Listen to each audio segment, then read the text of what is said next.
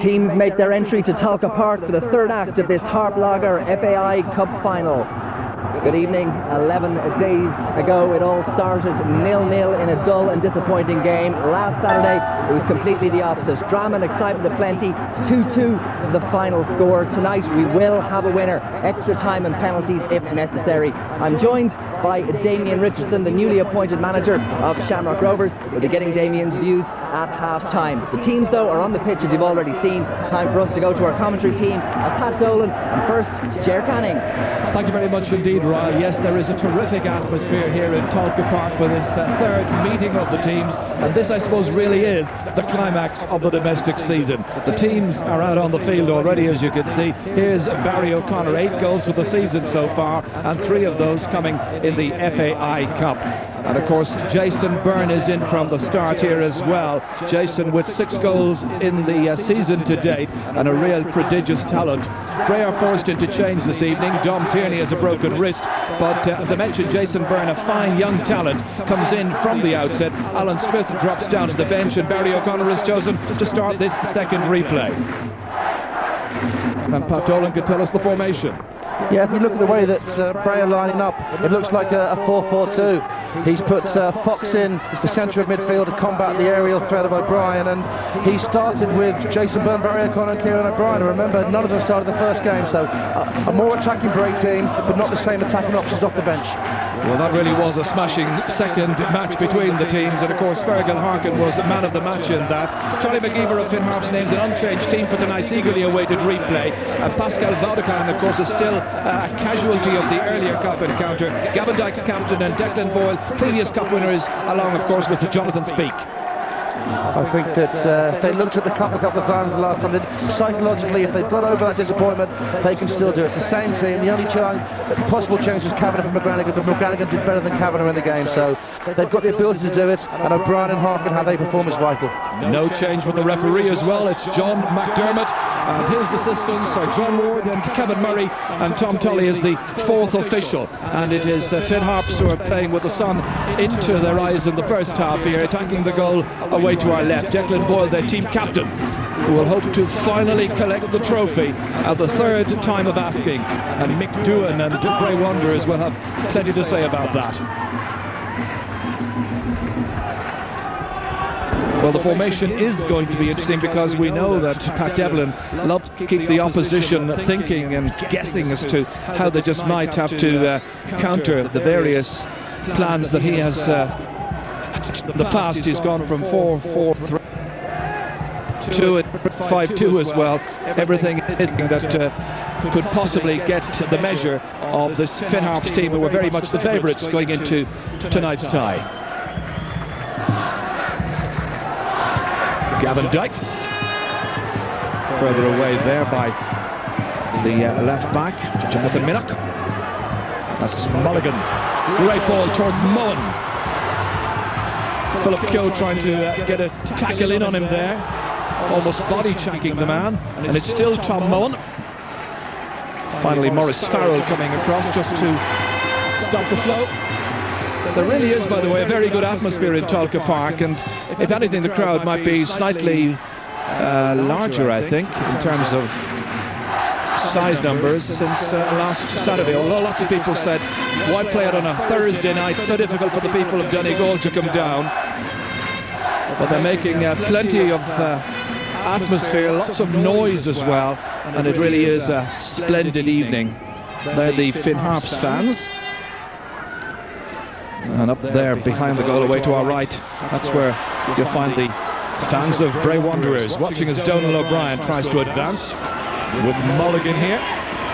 James Mulligan, plenty of pace, trying to bustle his way into the penalty area, doing too much bustling, the referee has decided. Free kick to Bray Wanderers. It's amazing the difference tactically between the two. There's a little bit unlucky there, Jamesy. The difference between the two managers in terms of their tactics. Charlie McGeever's kept pretty much the same team for all 3 games, and Pat Devlin, 3 different lineups and 3 different formations. Well, he's a very, very good coach, both men excellent coaches. Dykes. Returned by Declan Boyle. Now Minnock.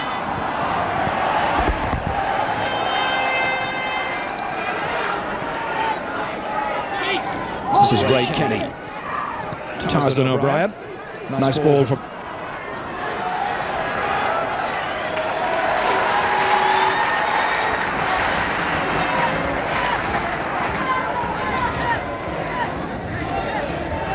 And of course, John Walsh here of Bray Wanderers started his career, ironically, with Finn Harps, or rather Brian McKenna. Here's Donald O'Brien. Mulligan.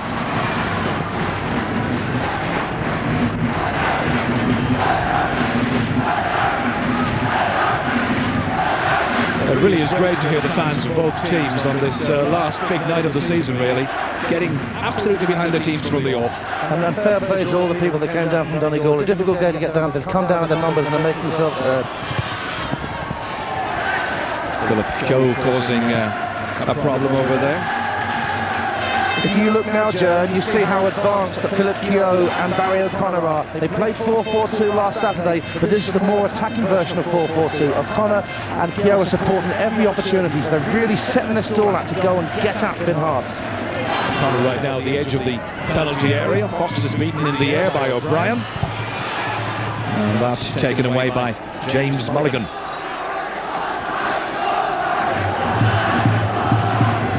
O'Brien. Away by Gavin Dykes. Here's Colm Tresson. Oh, still Tresson. And in the end, it was Tarzan O'Brien, otherwise known as Kieran, who was doing the fouling.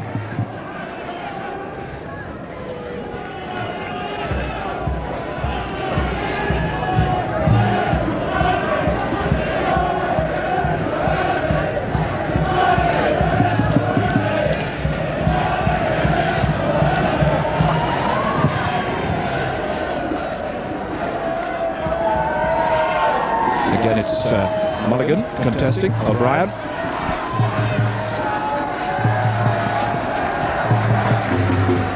Throw to Bray to be taken by Ray Kenny. This is the man I meant to comment on a little while ago, John Walsh, former Wicklow Gaelic football goalkeeper. Moen. Carried on delightfully here. Fergal Harkin, man of the match when they met on Saturday.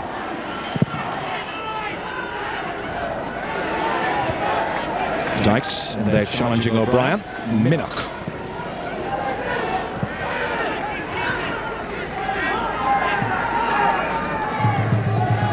This is a very interesting throw. One-handed, it's a great weapon, but I'm not sure the FIFA legislators, if they looked at that, would say it's legal. Yeah, he gets most of the power into the right hand, I think it is. Let's look at it again when we get a next throw from him. He's coming up to take one now. Here it is again.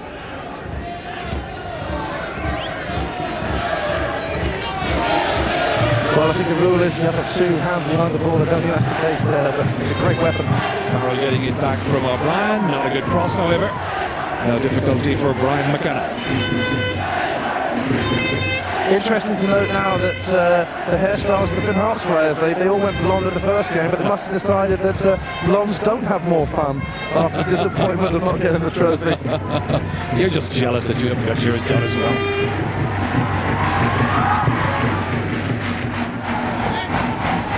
Doing there against Jonathan Speak is O'Brien. Harkin contesting there with Colm Tresson. Once again, the pitch here tonight is remarkably good. Minnock. Always too near to John Walsh.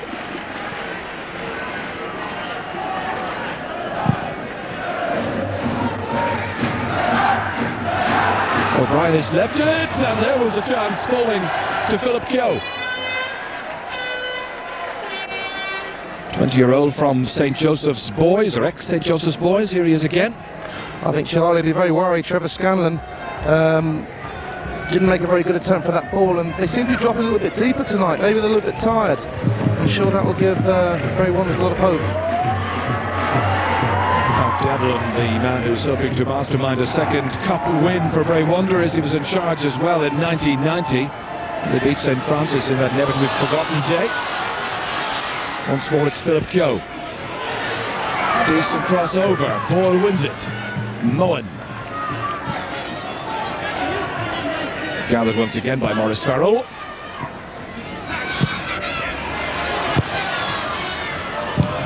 No hesitation on Minnock's part. Farrell. Good tackle coming in from Gavin Dites. And this time the referee in Dites, Finn Harps, Donald O'Brien in particular. So free to Bray. Considerable distance outside the penalty area, however. But Bray have always been known to work on set pieces, so let's see what they can hatch up here.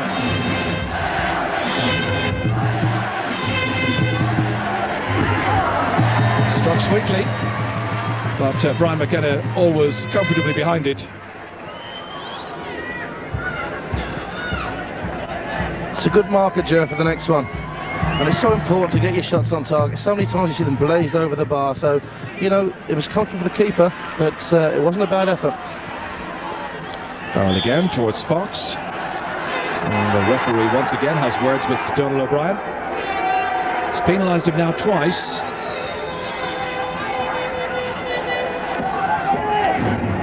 His battle with Stephen Fox is going to be vital, and Fox certainly in the first few minutes has come out on top so far. And Brian winning that particular one. Now Jonathan Speake. Moen one of his options, the other had been James Mulligan. Dykes, a couple of players coming back. Mulligan. Speake is just to his left. Harkin arriving. Heading clear there by Ray Kenny. Paddy McGranahan operating on the left-hand side of Harps midfield. Well, Barry O'Connor will have to be very, very careful. Tackle went flying in that time. Certainly, Finn Harps fans felt they had a good case for a penalty. Referee not interested, however, John McDermott. Still, they're booing. This is what happened. Well, this is the danger when you play a forward on the right side of midfield. He's not a defender, and quite clearly, I think that's a free kick. He caught him. I think the choice the referee has to make is it outside or inside, but that was a foul.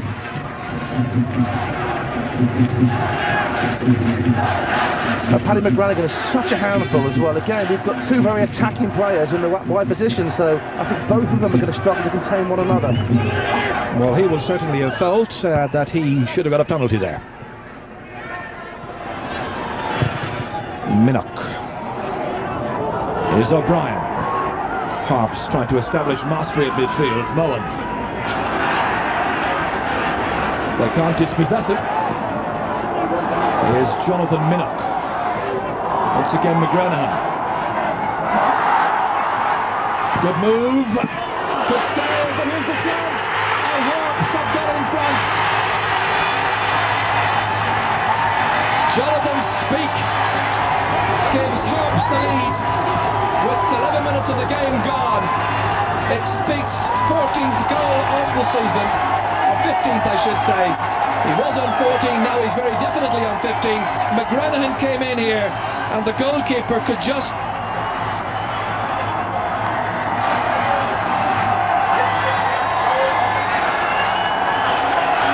Well, it was a marvellous piece of skill, cheeky run. Walsh a little bit unlucky, but Speake reacted quicker than Doolin, and that's what he's there for. That's what he gets paid for.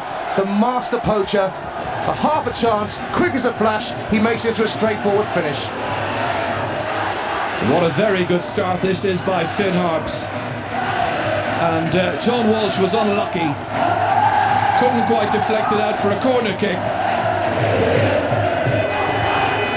So now it's Harps' turn to defend. And once again, Bray Wanderers have been asked to come from behind. Well, they did it twice in the match on Saturday. Well, I think the team line-out that Pat has picked has meant that it's going to be an open game.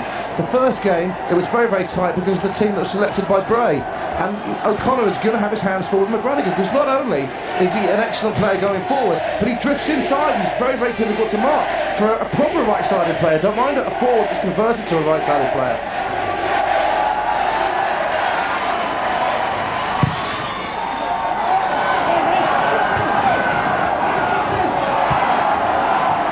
Here's Tressel.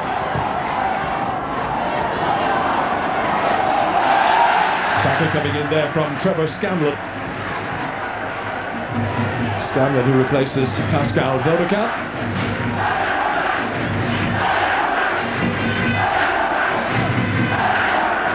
Maurice Farrell wanting to throw this, one-handed or two. Thanks. Kill was coming in, but it's Harkin who has it instead. Farrell. And that time it was pushing by Barry O'Connor in the penalty area. Free kick to Harps.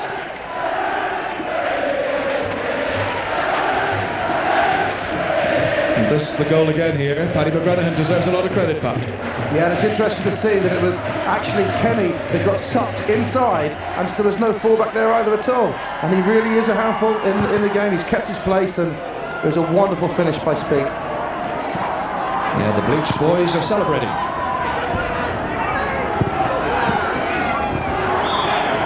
It's a push from behind. We talked to guys like Trevor Malloy here against Ian about being proactive instead of reactive. He was there when it mattered, and he reacted quicker than doing, and it's 1-0 to Finn Harps. Beyond the head of Dykes that time. Keogh has Barry O'Connor at the far post.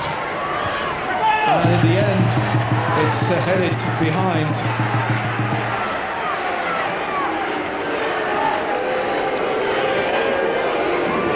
This is what happened here once again. McGranahan rising up for it.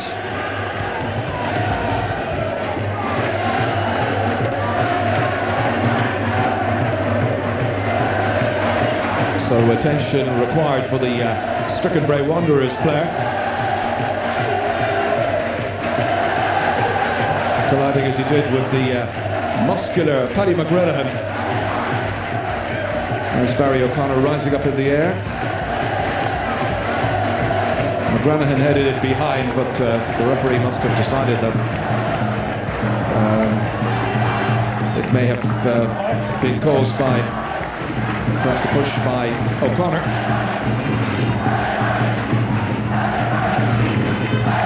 So the ice pack is applied quickly here. And of course, Bray Wanderers have been badly hit by injuries, even coming into this match. They could have ill afford to lose O'Connor. And the result of that is when they had gone down in previous games, they've been able to call guys like Kieran O'Brien, Jason Byrne and Barry O'Connor off the bench. Today they're not able to do that. To concede a goal so early is a big disappointment for them. Well, O'Connor is forced out of the action for just a little while, receiving his attention off the pitch. McKenna picking out Moen. Won by Doohan. Here's Fox. That was Keogh coming in. He was caught, however, there by Scanlon. And he gets just a little bit angry and ugly.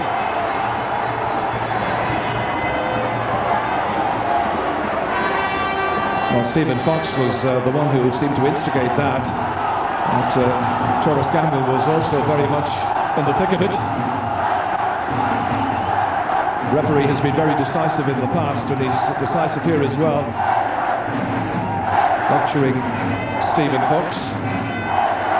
Yellow card out, raised against Bray's number 10.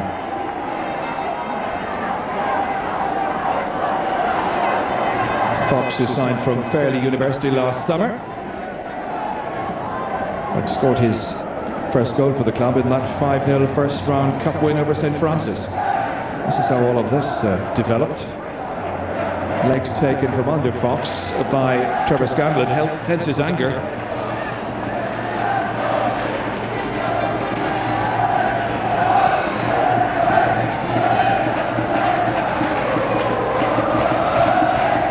Well, Philip Keogh's okay.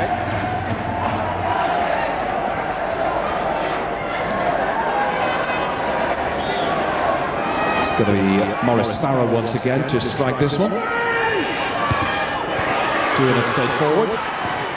Harkin walloping it to safety.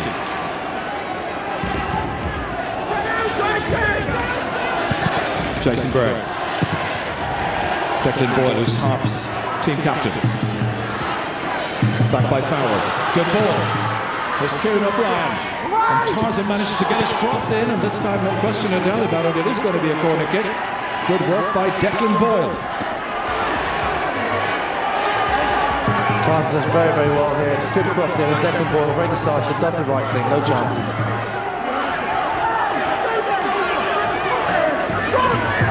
Bray bring their tall players forward here. Corner kick to be taken by Colin Tresson. Very near the goalkeeper, did well to get a fist on it. But Doohan was right alongside him. In fact, Doohan is lining up once again as this corner kick is about to be retaken. Fabulous delivery there from Colin Tresson, puts the keeper under enormous pressure. Lots of jostling and pushing in the penalty area.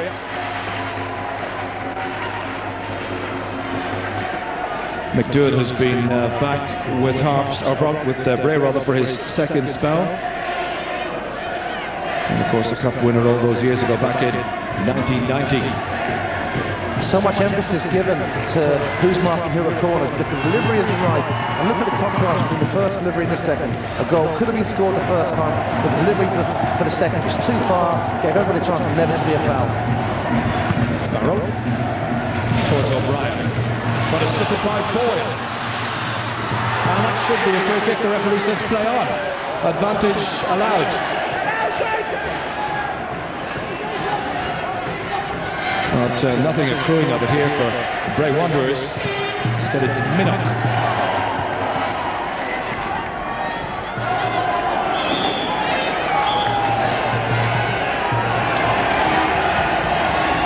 This is left to Ray Kenny.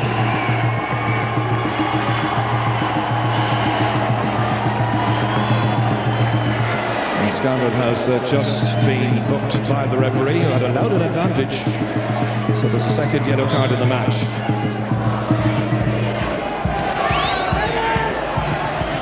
Fox cleared by Boyle.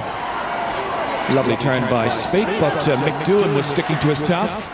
McGranahan went off Kenny.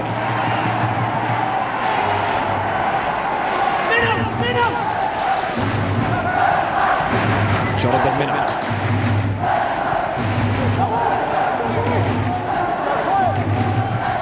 The fall for Bray there, of course, is Jody Lynch, Parky, on the staff of St. Patrick's Athletic. And that has landed in our lap here.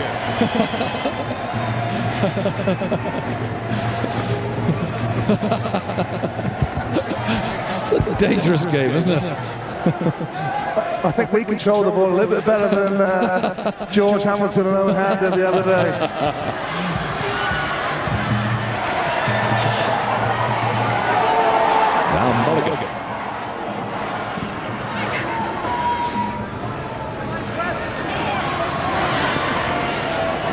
Trevor Scanlon here, who'll have to be very, very disciplined on a yellow already. Early stages of the match. Forced to defeat of Donald O'Brien. Now Jonathan Minnock. McGranahan beaten for this one, however.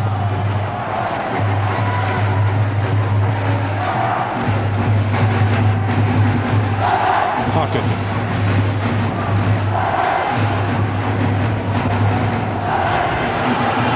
We're back to John Woods, and a second chance very nearly there for Finn Harps. Goalkeeper was decidedly lucky. For sure, Patel Finn's heart was in his mouth there, very lucky. If his affection had been a bit more, Jonathan Speak again was there. Yeah, he got away with it. Tom Mohan was restraining him.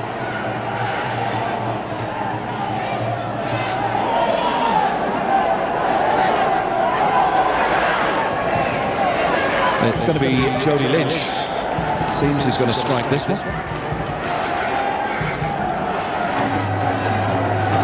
Plenty of movement in the penalty area. Doohan. Didn't make a connection. Goal kick to Finn Harps. Two sides, of course, going for their second ever cup success. It'll be Pat Devlin's second if he can manage it, but he's a goal behind. And where Charlie McGeever is concerned, well, you've got to go back to 1974 for Harps' last Cup success.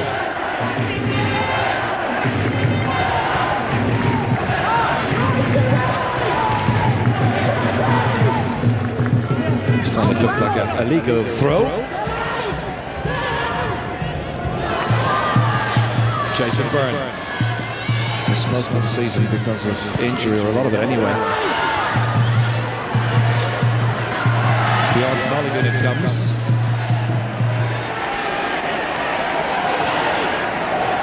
Kenny doing the tidying. That's towards Tarzan O'Brien. Further Harkin. McGrenahan. Again, a positive, strong run by Paddy McGrenahan. Speak. Taking on Dewitt. Trading passes here with Mulligan. Nice football. Very good approach play by Finn Harps. Final shot, however, will be a disappointment for Jonathan Speak.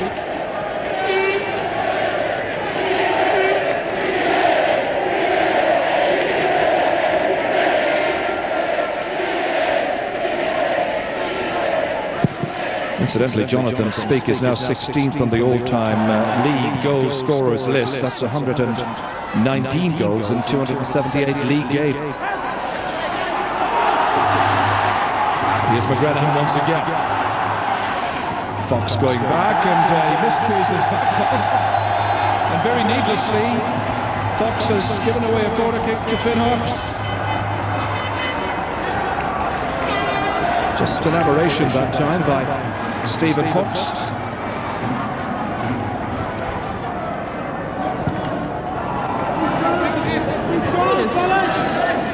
Well, it'll be Jonathan Minnock who will take this corner kick. Once again, a very packed Bray 100 area.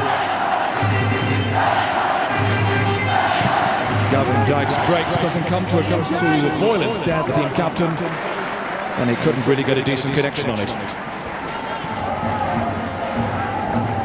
Declan Boyle, who once spent 2 years with Glasgow Celtic.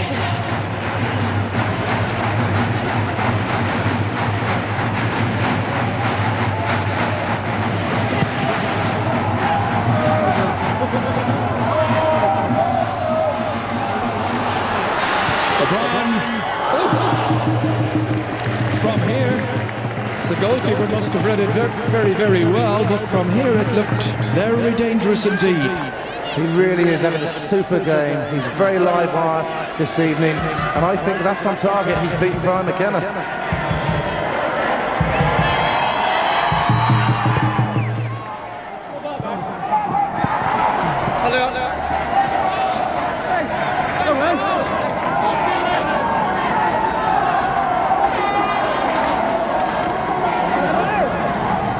Merck back in from Mulligan towards McGrenahan, looking for the second one.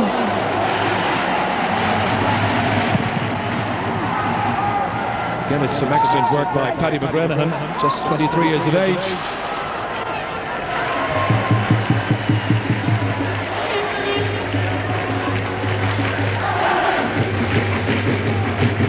Absolutely crucial when Finn Harps do lose headers there and goes in between the defence and the goalkeeper, that Keane uses pace to get there. Jason Byrne uses pace to get there.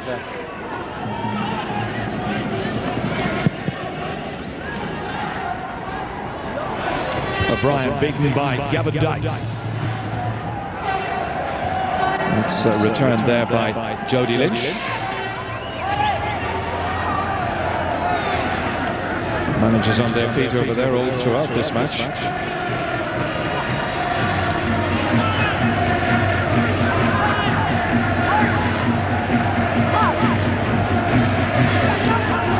McGrenahan. Controlled well by Lynch. Now Tressel. Won by Minnock there. Over the head of Jason Byrne. Interesting contrast that between Gavin Dykes here and Tarzan O'Brien. Yeah, I think Dykes is a little bit more comfortable. He hasn't got the aerial threat of Fox, and he's got a lot more headers than he has in the first 2 games.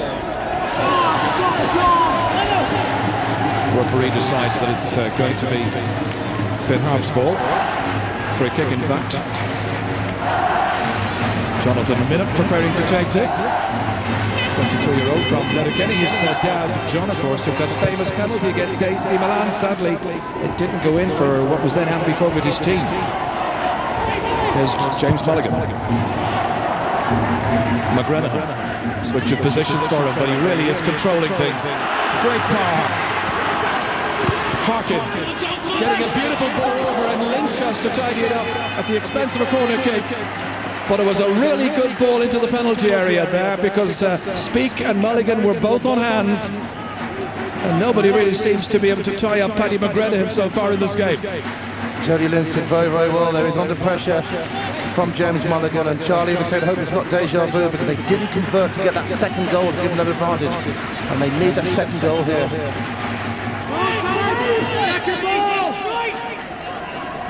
Second ball! This time it's Harkin who hits the corner kick in. Returning it into that penalty area. Headed clearance there. And Donald O'Brien's down injured, and also injured is Maurice Farrell. O'Brien certainly the one who's come off worst in that particular collision. And the respective physios are in there to make sure that their players are okay and able to continue in the action. This is what happened here. A real hefty collision.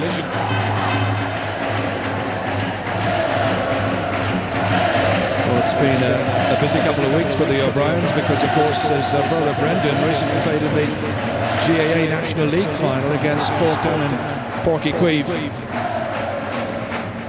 And Donald, of course, 31-year-old Dubliner, former PFAI Player of the Year.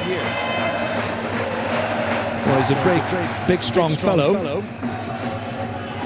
and the crowd has swelled since the start of the match at 7:30, and there really is a very, very good crowd here, in spite of all the feelings before. Smaller Saturday.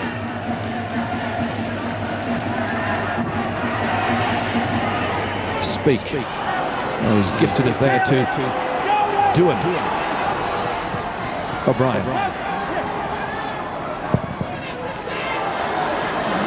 Belted in there well. Jason Byrne. They're just looking for something. He went down, but I don't think it didn't look a case for a penalty there. Just seemed to go down in a heap, Jason Byrne. No great protest from Bray either. Nobody protests from their fans now because of the quality of that final ball.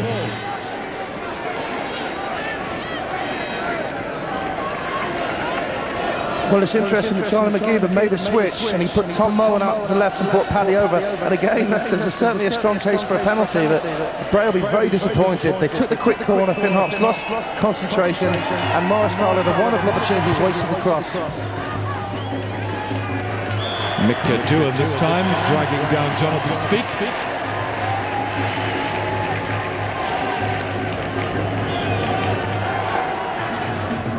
I'm sure that Barry O'Connell will be relieved that Paddy McGrenahan's gone away from him, because he was causing him enormous problems. Absolutely, yeah, absolutely.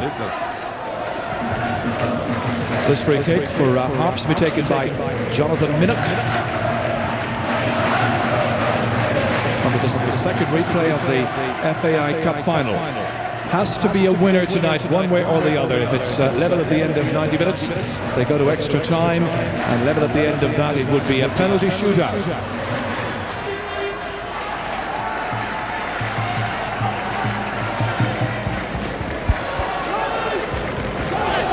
Farrell throwing this one long. Good work by Trevor Scanlon.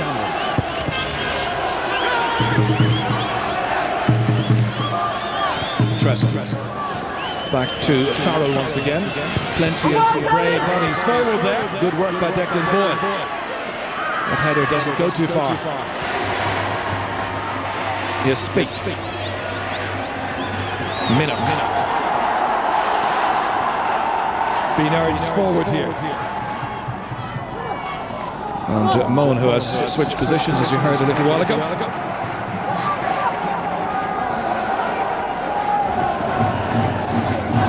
Minnock. Moen.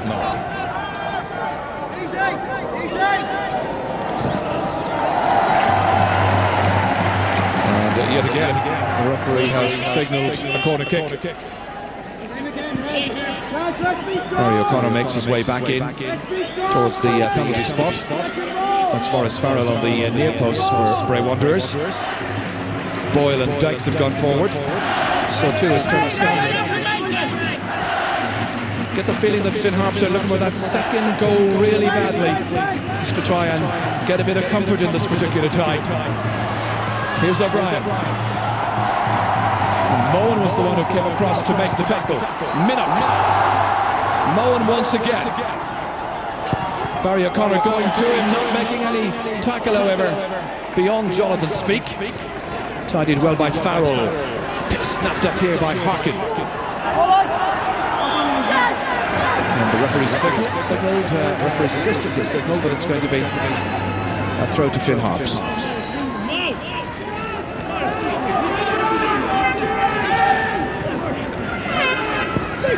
Farrell lunges at that one somewhat. Doohan is a good calming influence at the back for Bray Wanderers. Here's Fox. Dispossessed by O'Brien. Boyle. Not a good ball from Declan Boyle. Never really gave Jonathan Speak much chance. And you can see the change in tactics from Pat Devlin there. He's put Fox up to give himself some aerial power up there. Tarzan O'Brien started again really well, and I'm sure Gavin Dykes won't be too happy to see the big figure, towering figure of Fox. He has to compete against him. Once again, the flag raised, crossover there. And once more, it's going to be possession for Bray Wanderers. Seasiders here very well supported in this third match in the FAI Cup final series. And Stephen Fox, and the player being spoken to indeed is Tarzan O'Brien.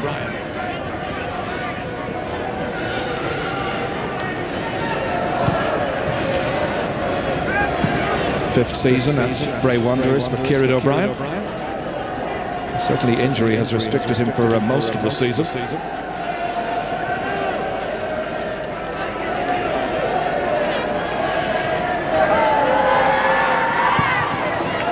McKenna.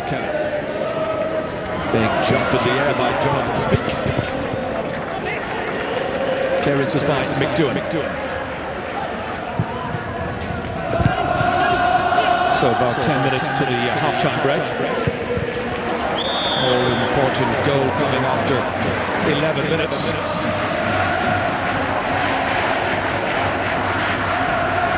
Now the fields of Arthur Rye getting a lash here now from the Finn Harps supporters.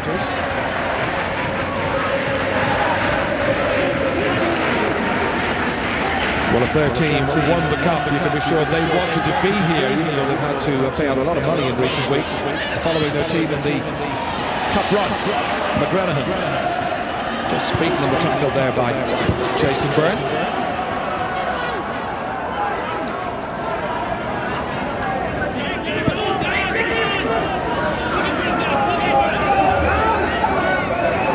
Maurice Farrell, I think, protesting that nobody really is making a run for him. In fact, it was Kieran O'Brien who made the best possible run.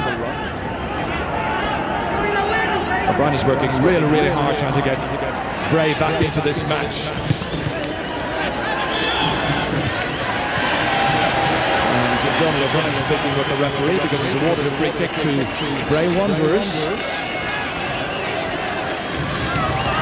Jody Lynch standing over it. Jason Byrne made his way into the penalty area. McDoohan is there as well. And there's a chance!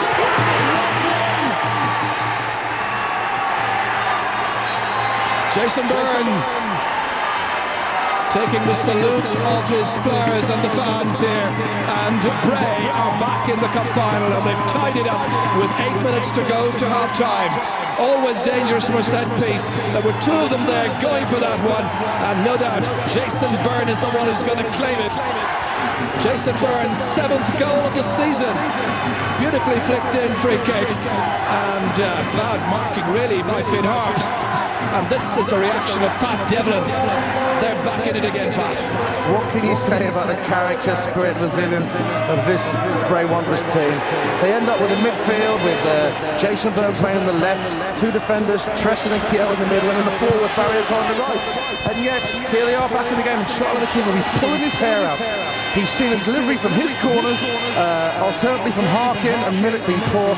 One good delivery from Jody Lynch, the mark was poor, and there was two Bray players there, O'Connor and Keane, but Keane got it, and now what a game we have on our hands. Oh, there's another chance.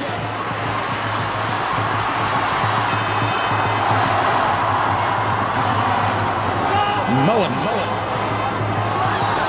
So now it's the turn of Finn Harps once again to try and put themselves in front, perhaps before the half-time break. Minnock. Returned there by Dykes. They appealed for handball, it wasn't deliberate.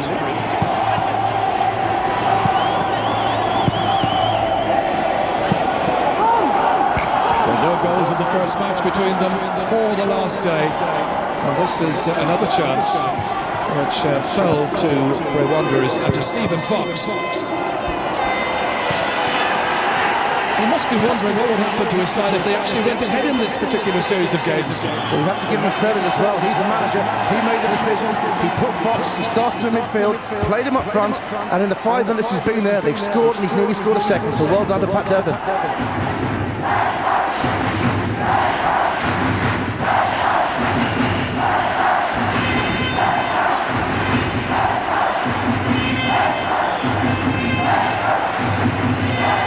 Once again, it's Jonathan Minnock about to take this free kick. Two men in the wall. It comes straight back, however.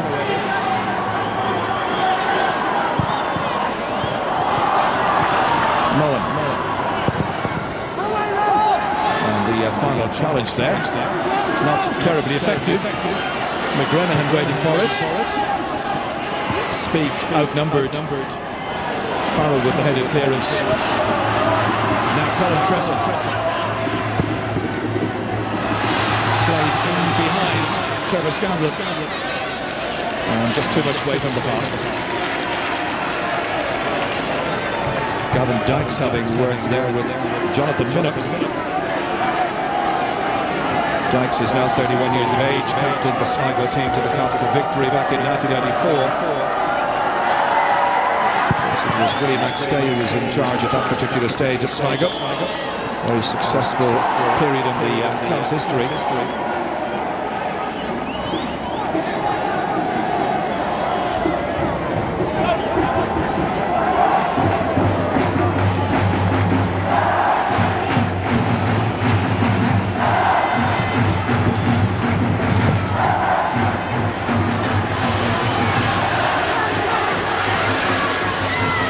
Who's back in once again. Good commanding play by Brian McKenna. McKenna won 4 on 21 caps in his days as a student at UCD.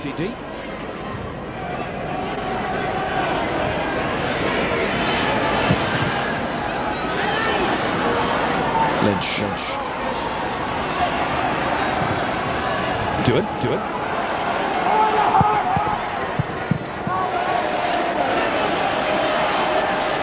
Fox. Back to O'Brien. They were looking to take the lead. Fans were on their feet in the area behind the goal, which is populated by Bray Wanderers fans.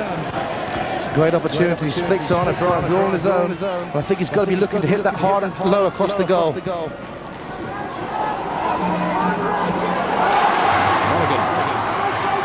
Again causing a problem there. Ray Kenny chasing, Mulligan shooting. Just pressing his luck there, James Mulligan. Looking to add to his impressive goals tally for the season, 13 so far. In England, incidentally, he started with Stoke City before transferring to Bury. But they were in a playoff game at the end of the season, I think about 4 or 5 years ago, played Chester.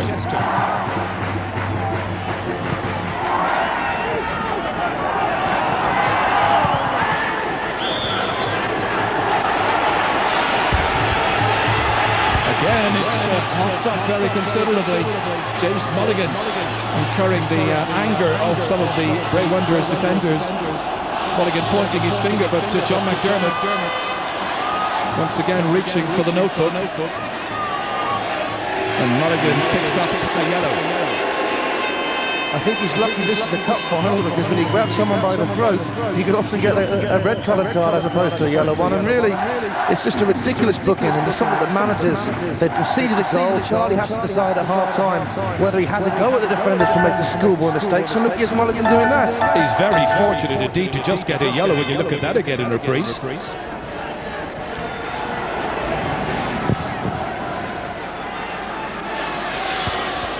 Dyke's doing well.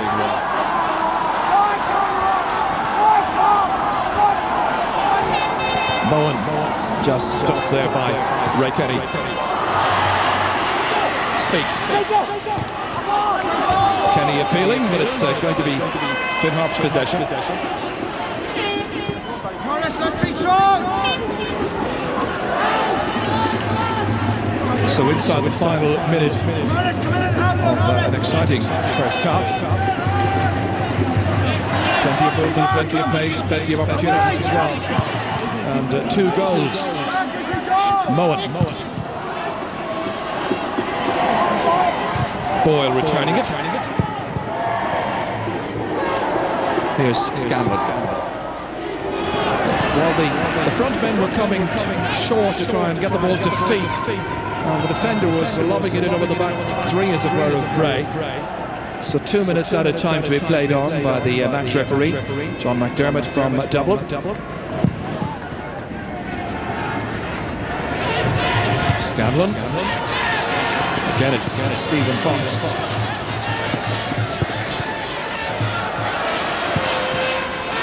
Farrell won in the air by O'Brien. Lynch needed an extra second, dispossessed by Speaks. Harkin. Now Minnock. To the feet of Moen, skips away from the challenge of Colin Tresson. Tom Moen showing pace and coming across him there. It's Ray Kenny. Free kick to Finn Harps. Dangerously close to the penalty area, but a very exciting run here by Tom Moen. And little effort on the part of Kenny to fairly dispossess it. John Minnock is standing behind the ball, he's number 3. Donald O'Brien's there also.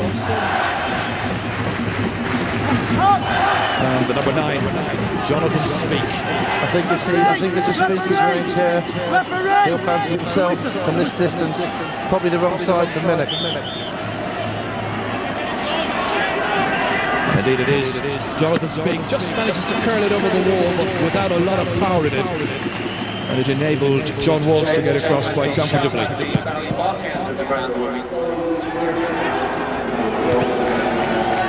Handed down by O'Brien. Kenny. And Fox is in after this one. McKenna standing his ground.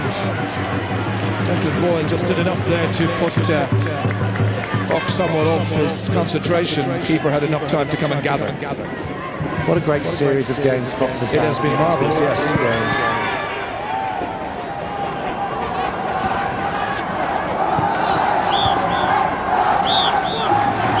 Final whistle from the first half. It was impossible to divide them in the first game, likewise in the second, and now in the third. The first goal coming after 11 minutes of this third match. And the equaliser by Jason Byrne after 37 minutes. This was goal number 1. Paddy McGranahan firing it in there, parried, and Speak was in very, very quickly. Lynch with the free kick and headed beautifully in there by Jason Byrne. And so at half-time here in Tolka Park in the third match in the FAI Cup final, it's Bray Wanderers 1, Finn Harps 1, and we'll be back pretty soon.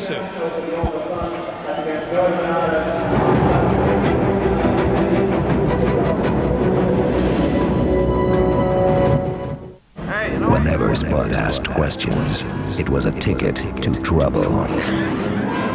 Fun was forbidden, and jokes were a passport to oblivion. No wonder he was looking for a break. Jason Smith is Spud in Twix, 2 Fingers to the World, a tale of drama, courage, and 2 fingers of crunchy biscuit in a shiny pack. Appearing near you now.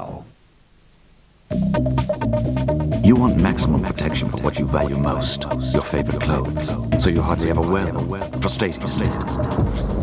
New Wool Light Machine Wash with ceramides takes care of the fibers and preserves their softness. Now you can wear them every day. New Wool Light Machine Wash. Wear what you love.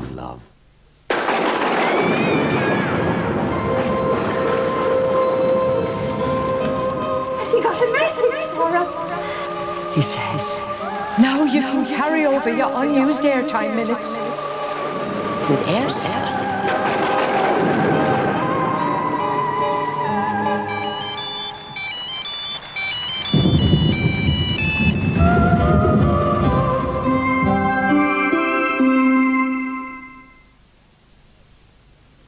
Politicians, thieves. Very nice. Not on. Now listen, dear. Stay high, fear. Just take the lift to work. Good riddance.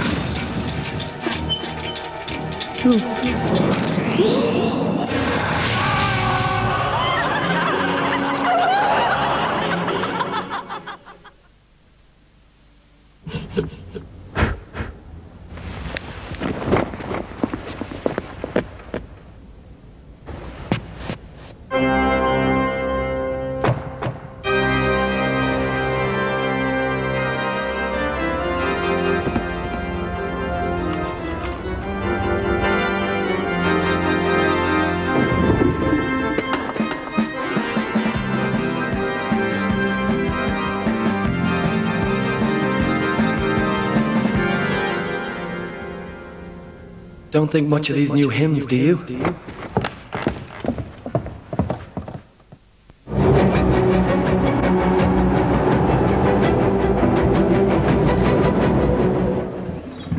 Welcome back to Talca Park. 1-1 the half-time score here. Jonathan Speak putting Finn Harps in front in this game, but back came Bray. Jason Byrne with the equaliser, and we are all square again. Damien Richardson, is there any possibility that we're going to get a winner in this game? I've discovered a secret. The FAI in future should do away with the first game and go straight to the replay. That's been a cracking first 45 minutes, and we're at pitch side here. The tempo is unrelenting. It's very, very impressive. One of the criticisms we might have between Irish football and English football is the tempo the game is played at. It's quite frantic in England, but over here that first 45 minutes was superb to watch. And we're ringside also, the tackles are flying in. Nothing malicious, but it's a very well contested game played at a very quick tempo, and it's a very enjoyable 45 minutes, and it's given us loads of talking points and 2 good goals. What about possible penalties? One for either side. Would you have thought that they were or weren't? Well, this one here is we see McGranigan, who caused havoc in the first 15. He is taken, but it's just on the edge of the box, on the outside of the box. It wasn't a penalty, but it should have been a free kick, I think. But in the first 15 minutes, his magical skills. Here it is again, the second one. And now that's not a penalty there. In actual fact, I thought that should have been a free kick out to Finn Harps in the first place. But the 2 talking points. Now we see Mulligan's situation. Now he's stupid, James Mulligan. He's a little bit hot-tempered. He grabs Farrell around by the shoulder. Many referees would have sent him off. But we've got a referee who's quite intelligent and wants the game to flow and doesn't want the customers to be cheated. And he saw the good side of common sense there, I feel. But James Mulligan was very lucky. That is really the difference between the first 2 games. They were much more friendly. Today there really is a bit of bite, and both teams know this is the last chance, don't they? Yes, and I think you can see that in the play. I mean, to give Bray the credit, they've come out with a very attacking team tonight. They haven't played a 3 at the back. They've gone 4-4-2, and they've attacked at every opportunity. They're a much better side when you do that. If they'd done that all season, perhaps they would not have got relegated. But that's not my position to say that, perhaps. But they're a very impressive side tonight. Finn Harps, when they get the ball down, are magical. And what they've got to do in the second half is get the ball down, let Moan McGranigan run with the ball, and we get an even better game. Now, you will be in a position to talk about a football to a first team again next season, new manager of Shamrock Rovers. Was it a tough decision for you? It was, because I was going to step out, but the more I thought about the idea, the more my love of Shamrock Rovers came into it. It's a very emotional thing for me, because I've supported them since I was about 6 years of age.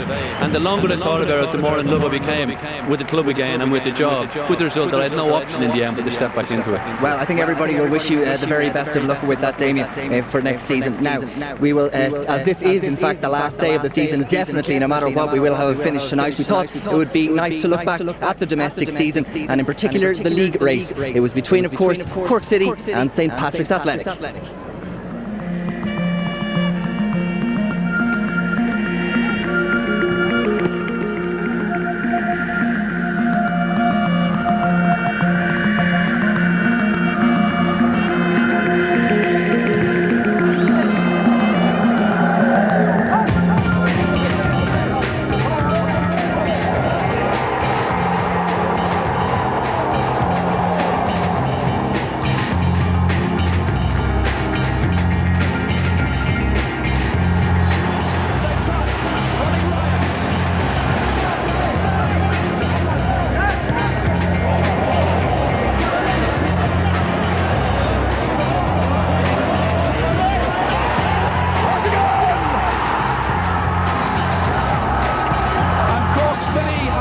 The League Cup for the third time in their history.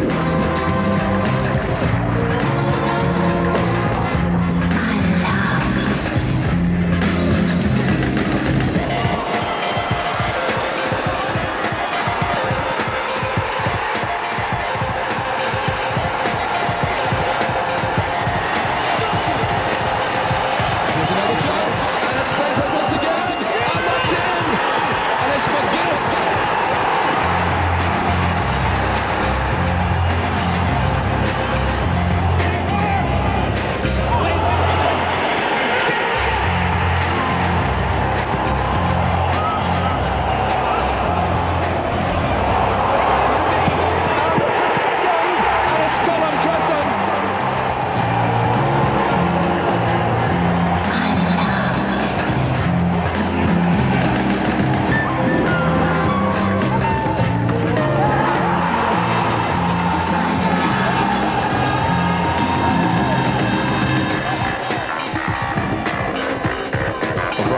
With his head, touching it down, and it's there! And Speak has got it!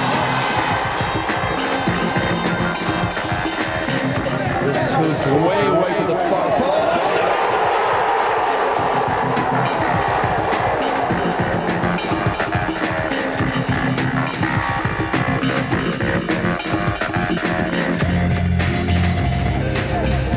McGuinness, nice turn. Good cross, and it's there!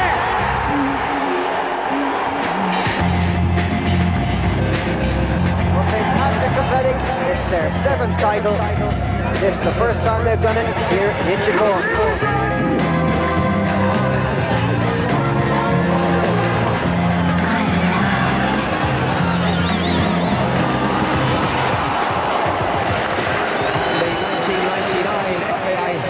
Cup final ends in a goal, the third time in 4 years that the two contestants have to come back and do it again.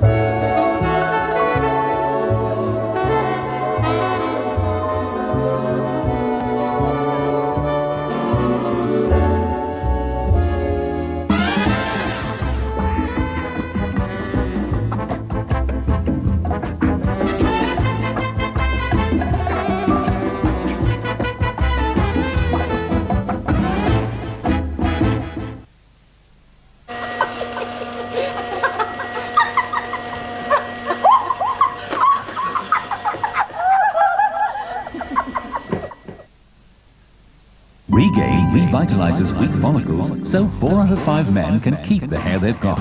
To learn more about Regain, call 1850 444 222.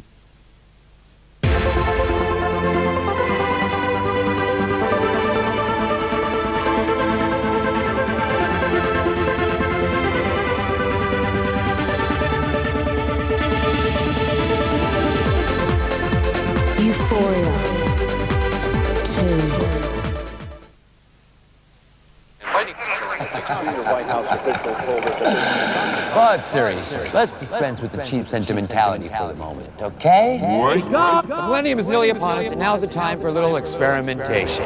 Since you've all been so very lovely, and come to think of you as my Friends, I have something special for you.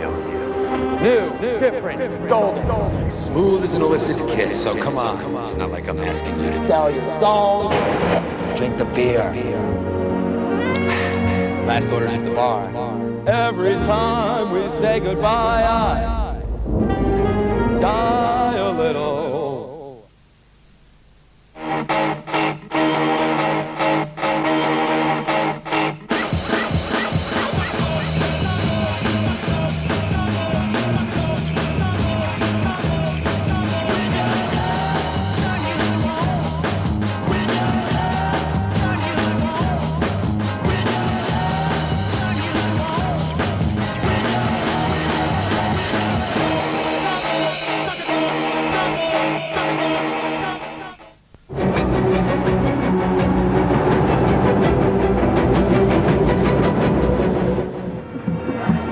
Welcome back to Talk of Park. Bray Wanderers won, Finn Harps won the half-time score. The team's back out on the pitch, as you can see. Time for us to go back to our commentary team of Pat Dolan and Ger Canning. Thank you very much indeed, Ryle. Yes, the sides are back out. The band and the majorettes and so on are still down there entertaining the crowd here at Talca Park this evening. And it's a very, very good crowd that we have here tonight. And Pat, we were just noticing before the end of that first half how Tom Mohan and Paddy McGrennan had switched, and now they seem to have gone back again. Well, I'm sure the Finn Harps fans will be relieved to see that. I felt that Finn Harps were on the attack. The game was there for them to get that second goal and win the FAI Cup. And I didn't see that change was necessary, because I think that McGranagan was causing so many problems. But I'm glad to see it switch back, because I think that both Mohan and McGranagan are on the right sides, and they're a great feature of the attacking player, Finn Harps. Okay, it to be Harps to start the second half. Remember, there has to be an outcome tonight. The referee's assistants have been checking the nets to make sure there are no gaps whatsoever. And that's James Mulligan there alongside Jonathan Speake, ready to restart. 1-1.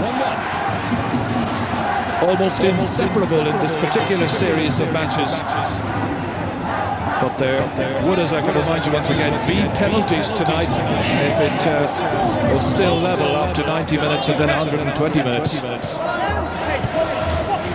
Headed clearance there is by Maurice Farrell.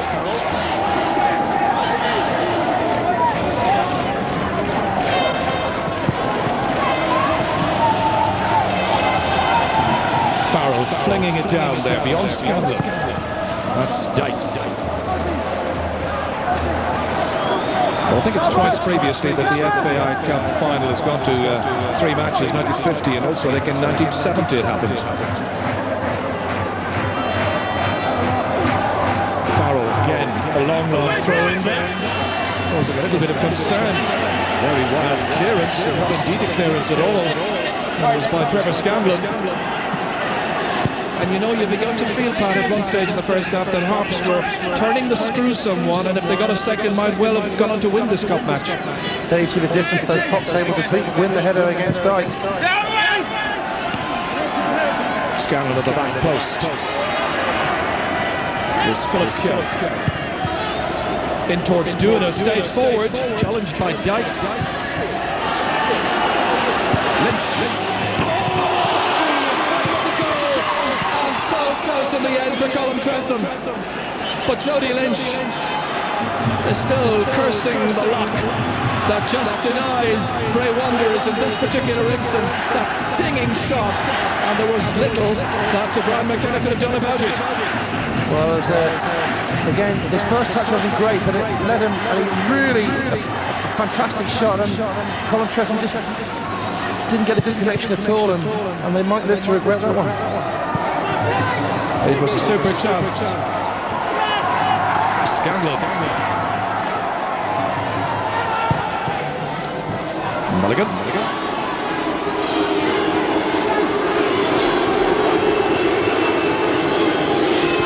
Lynch, who had that powerful shot, trying to get a tackle in.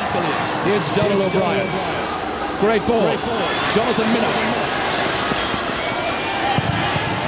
In the end, it is beaten down. Very good work indeed, but Lynch will be still wondering how that one failed to go into the back of the Finn Harps net. I think you have to give some credit to Brian McKenna as well, as he made himself very, very big when Tresson got onto the rebound. Jonathan Minnock to swing this corner kick in beyond Walsh, and Dykes was in there to challenge, so too was Fox, however, and it's gone by for a goal kick.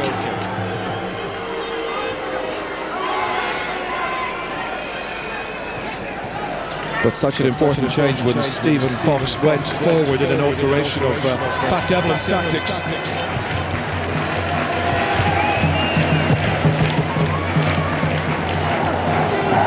To O'Brien's contesting, it's Donald O'Brien who wins it. Now Kieran O'Brien.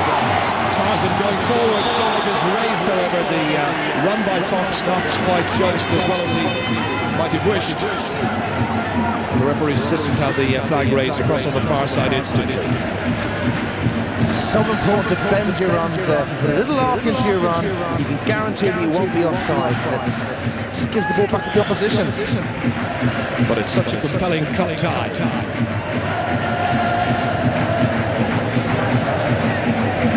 Declan Boyle. Oh, he's deciding to take on O'Brien. A little bit of a change of variation here, and Mulligan's protesting. But Tarzan O'Brien has it. Fox in after him, and Scanlon was coming in to challenge. Kept in play there by Brian McKenna. A very open match indeed, lots of chances presenting themselves.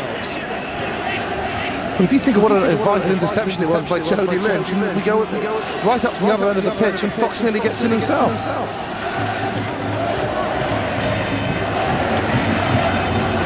Donald O'Brien. That's Minnock. Trying to set Mulligan in.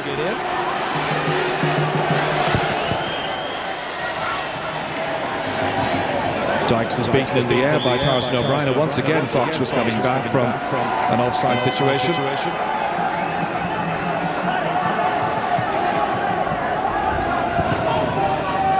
Charlie McGeever there. And indeed, Declan McIntyre's assistant played for Sligo Rovers, team beaten by Dundalk in the 81 Cup final. Scanlon. This is Harkin. Good cross.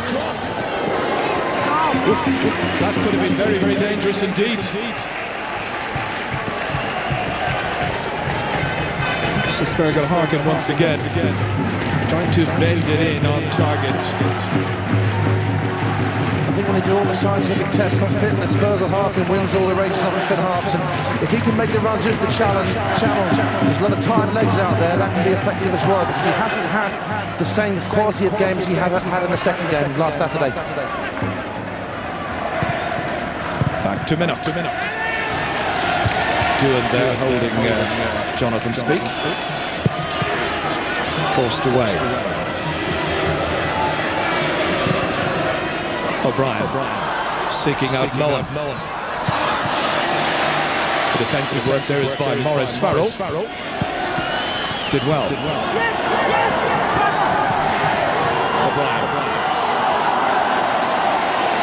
Once again it's Philip Keogh.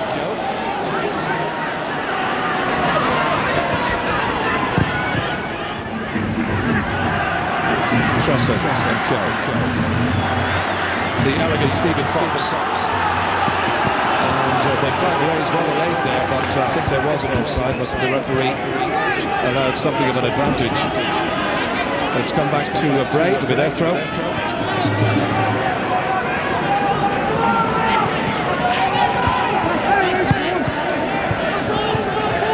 Ray Kenny preparing to throw this forward.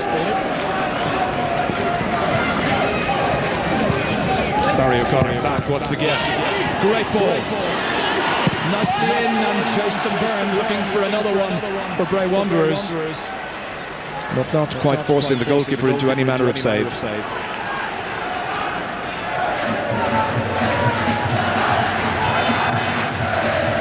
Jason Byrne, of course, a cousin of Irish senior international Robbie Keane.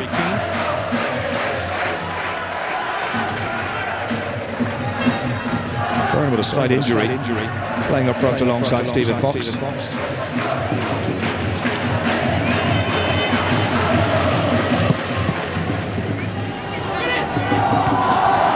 in the air by Bowen.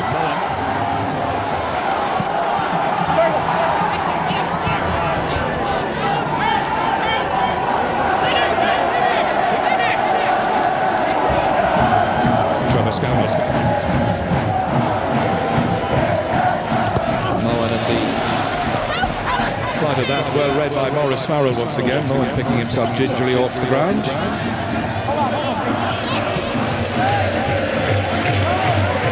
But Harps will have it. Early stages still in this second half. It's got a little back head on that one. He was expecting one of his front-line players to come in a bit faster on it and anticipated he might win that heading duel.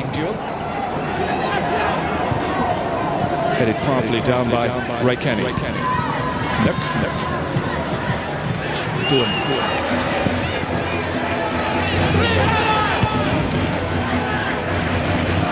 Well, the call was by Lynch.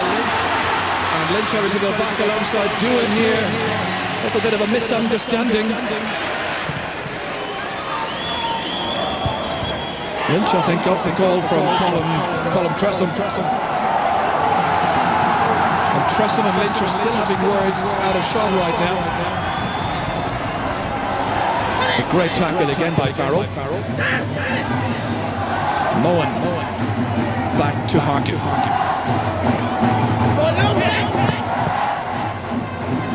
Mulligan. Strongly built frontline player. Back with Harkin again. Moen skips away from the challenge. O'Brien makes himself available. Still Donald O'Brien, a little blocking it by Tarzan O'Brien. Nicely away by Keogh. There's O'Connor. You notice one of those little technical changes that Frank Devon made so often again. He switched O'Brien to the left-hand side and he's pushed Jason Byrne up front. So let's see how this little tactical variation will pay off in the second half.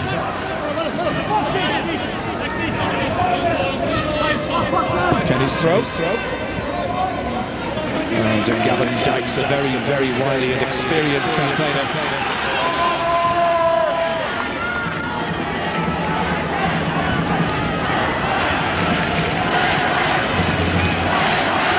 It must be a very tense, attention-filled evening for the two coaches, for Pat Devlin and of course also for Charlie McGeever. O'Connor with that leap in the air. Doohan. O'Brien.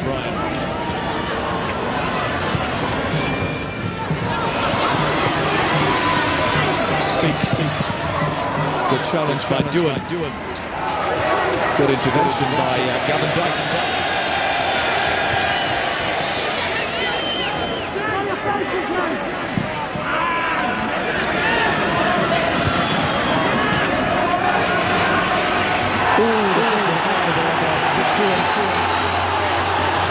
Jonathan Speak goes down.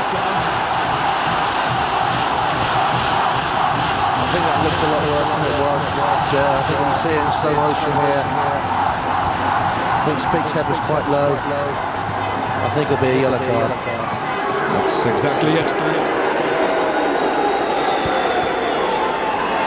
So now 4 yellow cards in the game so far. Yes, Speak's head was a little low and Doohan's foot a bit high.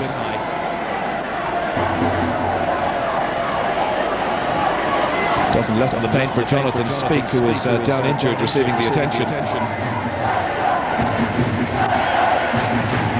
Well, I'm sure that he would have been hoping to go back home to Sion Mills tonight with a headache and all the champagne to celebrate, but he's going to have a headache either way now. Indeed, indeed. Well, it's a very fine climax to the season, really. And I presume St. Patrick's still celebrating, and which one of these teams will be celebrating with the cup? Nothing really to separate them. Well, Speake goes off. And we'll return in just a few moments' time. Meanwhile, Harps have the free kick. Minnock. Away by O'Brien.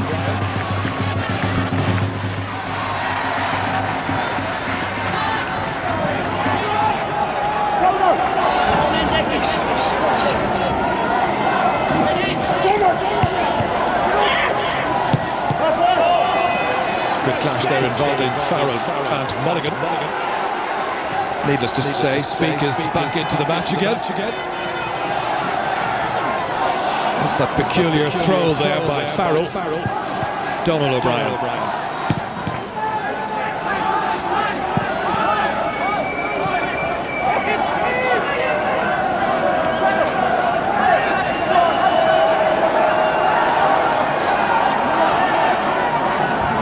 Gavin Dykes doing the urging and the prompting, having a word with Trevor Scanlon.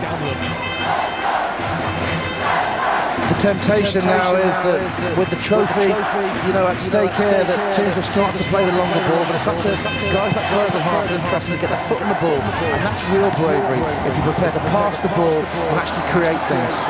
Tarzan O'Brien, Scanlon about to tackle, Lowen's there as well.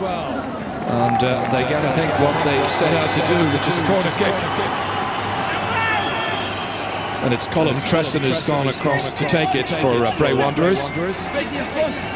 And they look for a really decent ball here now, and once again Doohan close to the edge of the penalty area. Good header. Not too far away at all. Once again, Mick Doohan, the danger man. And we've seen that time and again in our leagues and in competitions as well. I'm sure Charlie though would have talked to them at half-time. Jonathan Minnock lost Jason Burns to the goal, and once again Mick Doohan, Dykes is 4 or 5 yards away. And if you're close to your man, he can't score. Very disappointing. They've got to mark properly because Bray is such a danger from set pieces.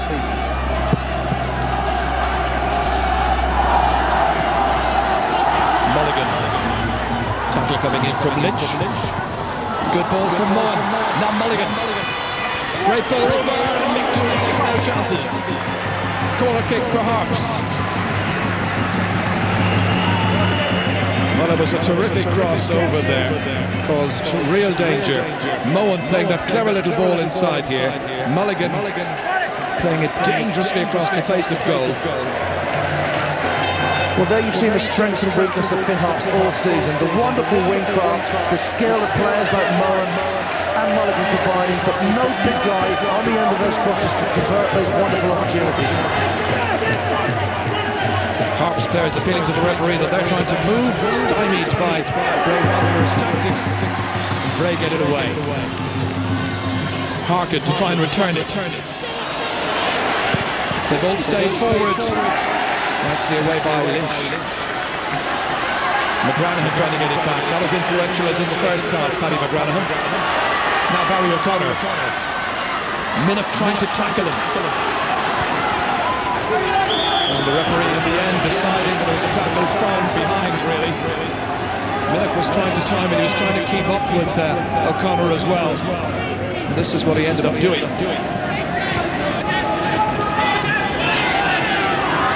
Players at this stage must be very, very weary, not just physically but mentally as well. And still half an hour of the 90 to play nearly. And the possibility, of course, of an extra half an hour after that again. Doohan rising forward with Dykes, headed away by Declan Boyle. Good play by Mick Doohan. He's got support up there. away by Donal O'Brien. But you could see how crafty Doohan was when he played that ball in there. Just needed a touch from one of his own playing colleagues.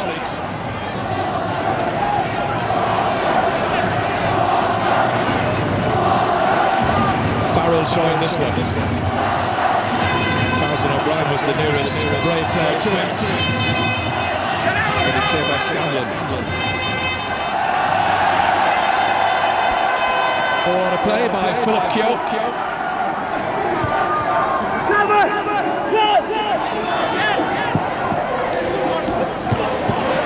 Farrell.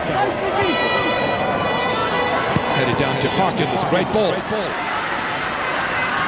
Minnock. Jason Byrne trying to close him down. Barry O'Connor there as well. He's the number 20.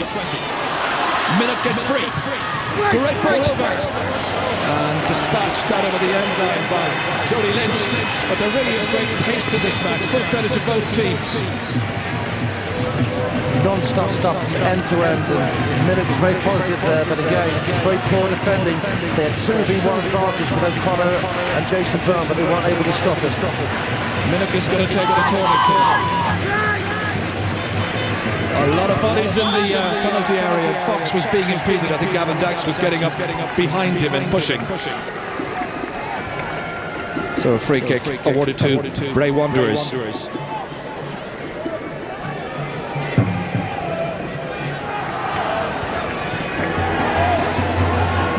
Bray Wanderers, of course, were playing in the First Division in the 1990 season when they won the cup last. Charlie McGeever here, still trying to hatch a plan, hoping that his players will have the necessary quality and stamina to force a second goal.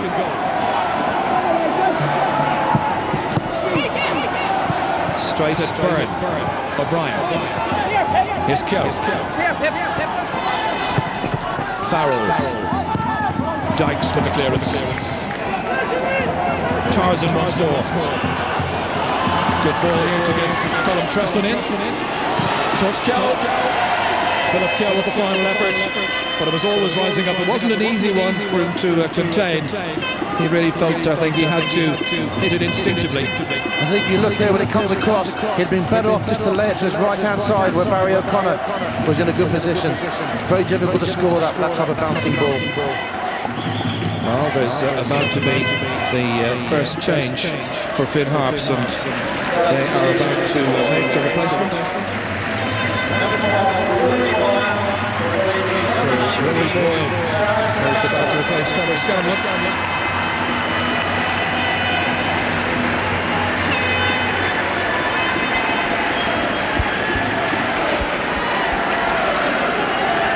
So that the first change been made by either of the two managers. Boyle on, Scanlon off. And yet another one of the Bleach Brigade. There he is.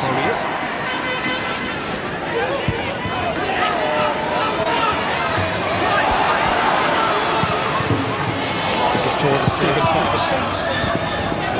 Taking on Boyle.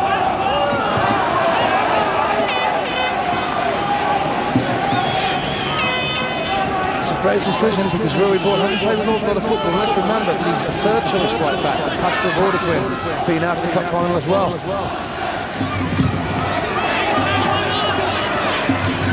O'Brien. And the flag is raised. It was Barry O'Connor who was trapped.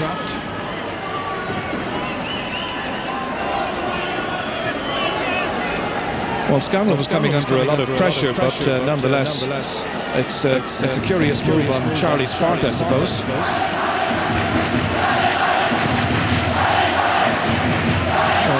Harps fans don't quite look as happy as the Bray people here. Made the relatively short journey down from the seaside, from the Carlisle grounds and around that area. Sadly, from a Bray point of view, they're back in Division 1 at the start of next season. Lynch. Here's O'Connor. Good headed clearance by Dykes. Down to the feet of Minnock. Mulligan. This is lovely football. Mulligan coming through. And Mulligan has the chance. And Mulligan whips it into the side. Beautiful approach play, and that was a really good chance for James Mulligan to snatch his 14th goal of the season. He was involved in the build-up, and he was there again when that ball was played back to him by Fergal Harkin. That was the touch, though. His first touch. Harkin puts the ball back in. He's running through, and this is the touch. This puts it on his left foot as opposed to his right foot. And if that had been on his right foot, that would have been a goal. And the reaction of the side. Charlie disappointed.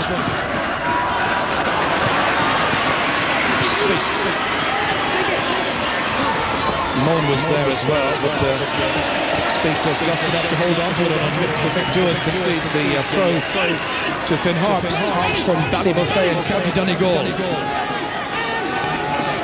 Well, McGranahan had made himself available. Minnock throwing.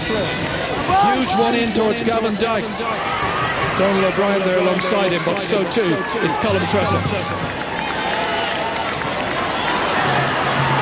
Well, he put far too much force into that ball.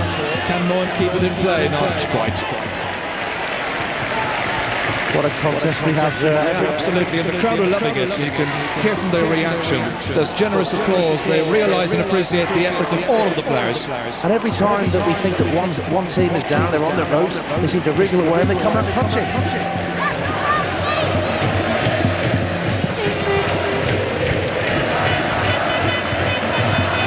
What a ferocious competitor he is. Gives 100% every time.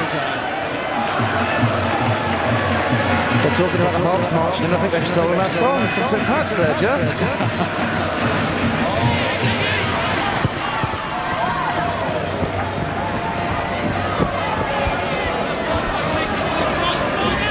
I think the referee deserves some praise as well. Damien talked about the common sense. He's let the game flow. He's made decisions that have been popular for spectators, and I think he deserves applause for that, John. He's one of the best in the business. This has come back to Jonathan Minnock.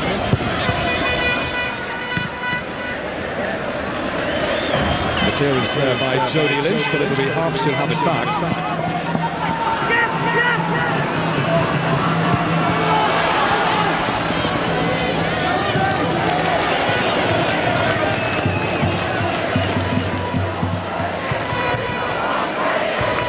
At this stage, you wonder what the manager's thinking in terms of an extra half an hour after the 90. We've only got another 20 or so minutes remaining in this third match. Dykes. McGranahan.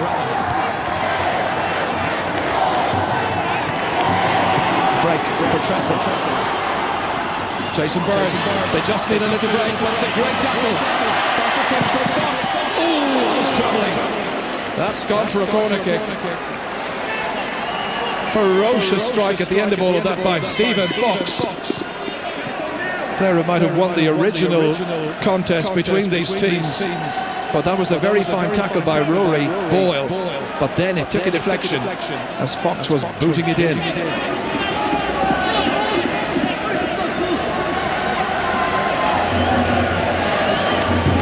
Bray. Put some pressure there on goalkeeper McKenna.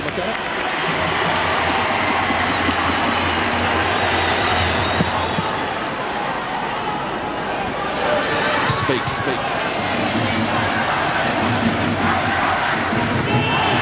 Harkin couldn't keep it in.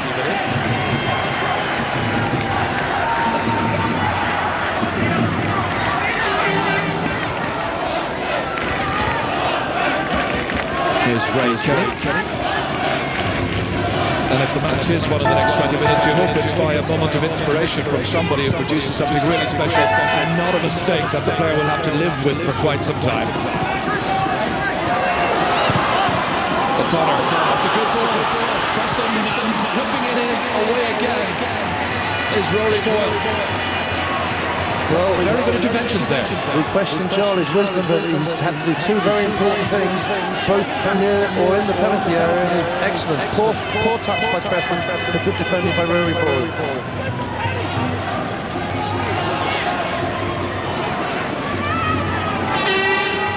So once again they thrust the throw to Ray Kenny. should be Gavin Dutz.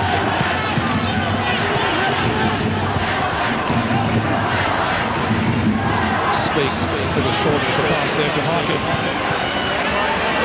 And this time it's Bray who are in, and this time it's Jason Byrne, and this time Bray have taken the lead for the first time in this three-match series. What a time to go in front. And that time it was Rory Boyle who was exposed at right back. And Bray swept in for the lead goal. And Jason Byrne has got himself a second goal. Will it now be the winner? Byrne was very confident, and a beautiful place pass into the back of the Finn Harps goal. Tresson was there as well, and between them they celebrated. Beautiful ball over. Tresson just got there before Boyle hesitated, and that's the experience. It's not about ability. With 20 minutes to go at a cup final, experience vital. He waited, and an excellent finish. And now, so many times Bray Wanderers have been asked questions, have they got the character as to come back? Now, Finn Harps have been asked the very same questions. Pat Devlin celebrates well he might. It was his decision to bring in Jason Byrne, and that's his 8th goal of the season, the second in the cup. They've both been here tonight. What a fine finish. It really was a confident strike. So now is there a response from Finn Harps, the first time that they have fallen behind. That's an offside. We've got to give Pat Devlin more than a lot of credit. He's taken his team into the cup final after the disappointment of relegation. In the first half they were struggling. He made the decision to put Fox up front, and a goal came. And now he made exactly the same with Jason Byrne, and Jason Byrne's got a goal. So hats off to Pat Devlin. What can Charlie McKeever do? Once again he's watching his side defend. But now Harkin has this chance. Oh, really well. That's a good stop by John Walsh. It really is an exciting contest here. This was beautiful individual skill. From some distance out, Harkin forcing the save. O'Brien.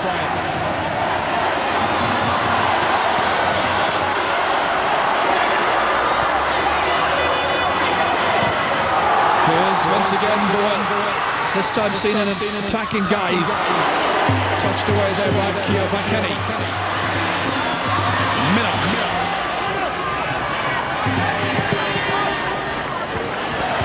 Good work by Donald O'Brien. Fox back defending. They hold it up again for Tom Mullen. Swept out by Lynch. This is Dykes. Minnock sees that one come back off O'Brien. To Boyle. And that ball's played forward, but O'Brien claiming that he was onside when he made the run when the ball was played. Well, 3 times in this competition, Finn Harps have been in front. Now they're down. What do? If Bray retreat, it's going to be siege warfare, and there's a chance that Finn Harps might get back into it. So it's important that Doohan and Walsh, all the experience, get as close to that halfway line as possible. And Charlie McGee's got to look at his bench. He's got to see what weapons can he use. Young Kevin McHugh, Eamon Sheridan, and he's got to decide, is it worth putting one of those on to gamble, because there's no way back here. There's 15 minutes to get a goal, or they've lost that FAI Cup, and they've contributed so much to the competition. Their fans are here in great numbers, so really it's over to Charlie. I'm sure he'll make a substitution very soon. Well, Eamon Sheridan is the player he is, I think, planning to bring in. Here's Barry O'Connor. Harps, many people's favourites.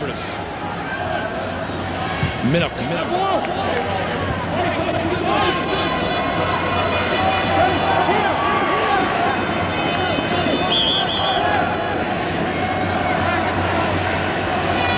The referee just halting the action now. It's McGrannon who faded in the second round. Is about to make way, and Eamon Sheridan.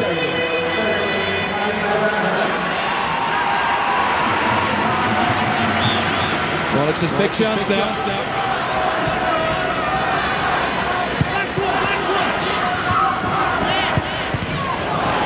it's just as things happen right now, but Mulligan is playing a little deeper, just behind Speak, with Moen wide right. Good headed clearance by Ray Kenny. Bray with 13 minutes still to play. Minnow, an adventurous run, brought to a halt by the foul there by Barry O'Connor. Some more defending for Bray to do. Swept in there beautifully towards the new man in. And again, it's Ray Kenny back there, denying Eamon Sheridan. What a big plus Ray Kennedy has. A big decision for Pat Devlin to play him. Didn't play many league games this season, but he's put him in for the FAI Cup final. He's really come up trumps. Good call there by Maurice Farrell. Minnow belts it in. Nobody able to get a touch, however. O'Brien was probably nearest, but it had an awful lot of pace on it.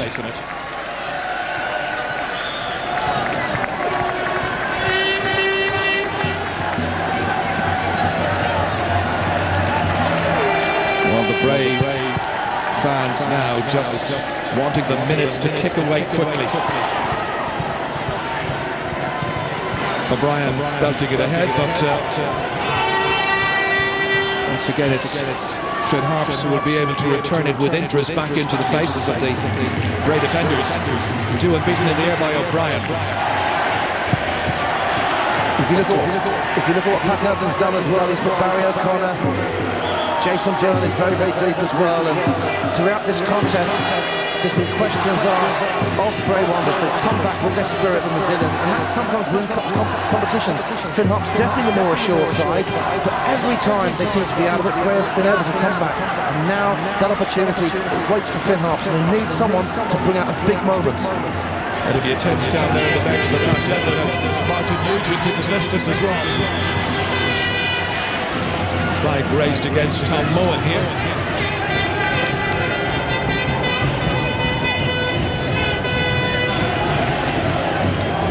Bray in no particular hurry at this stage.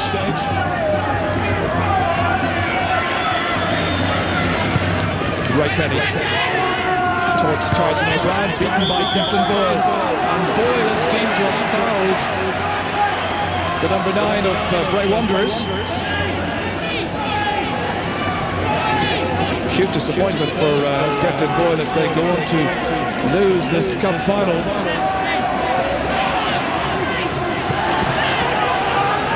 Barry O'Connor out by Jonathan Speak towards Mulligan, just doing enough on that. That's Donald O'Brien, and Tarzan O'Brien gets back to deny him, and the flag is laid down, and Stephen Fox is here. A lot of work to do to get it in, but Declan Boyle, not a good clearance, and Tristan is taken down edge of the penalty area, and the yellow card now for Boyle. It's been pulled up by the referee twice in the last minute.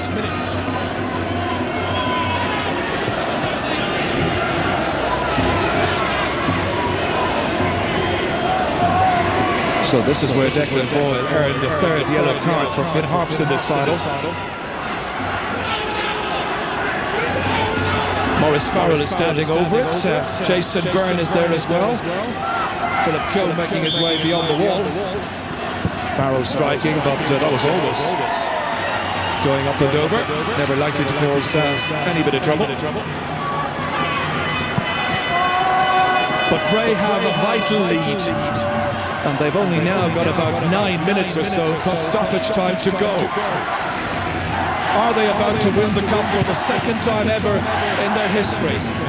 They won it at the beginning of the 90s. Are they now to complete it at the end in a season when they have been relegated from the Premier Division?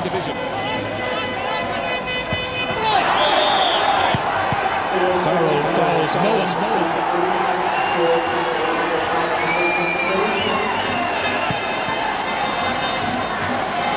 Harps in a bit of a hurry to take this free kick. It'll be Declan Boyle.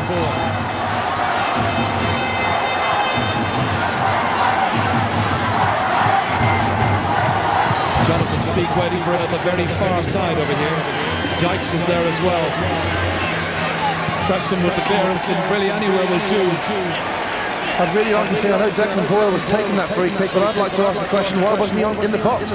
Anybody can deliver it in, but they need good headers of the ball, like Boyle, to be in there to compete against Bray's big guys. Well, he's back, and so too is Rory Boyle, and we're now about to see another substitution, perhaps a final substitution by Charlie McGeever, and it is the number 18 who's about to come into the action. Shane Bradley, of course, who was a real star in the semi-final win. Tom Moore is making way.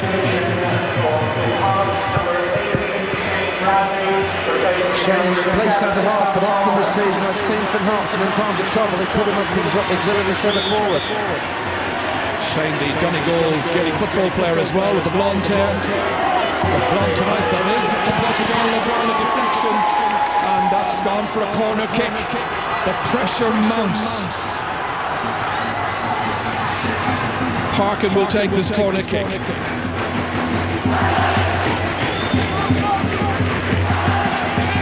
In towards Dykes, headed well clear. Fox the one who gets it out. Jason Byrne. And this is Kieran Tarzan O'Brien towards Tresson. A quick break here by Bray Wanderers. Still O'Brien. Minnick trying to tackle, but in the end it goes by for a goal kick. But it's taken a bit of the pressure off their defence. And they've got a lot of quality. Tresson tried legs, but he was able to come through, and he put a beautiful ball into Kieran O'Brien. But Finn Harps have got to believe that they'll get this opportunity. They've got to keep believing, they've got to encourage one another. And when the opportunity comes, it's got to be a clear and cool head to take advantage of it. Well, a tension-filled last few minutes to this cup final. Can Harps get back into it? Can they force an extra half an hour's play in towards Bradley? Good goalkeeping. A huge one from John Walsh. Towards Tarzan once again. Good work by Gavin Dykes. O'Brien locating Minnock. Towards Bradley. Fresh man in. Shane Bradley. Great ball over. In the end it's Lynch, but was he over the end line before he got the ball across in the first place? Busy referee. Bit of a skirmish there between Bradley and foul off the ball, but I don't think it was anything too serious.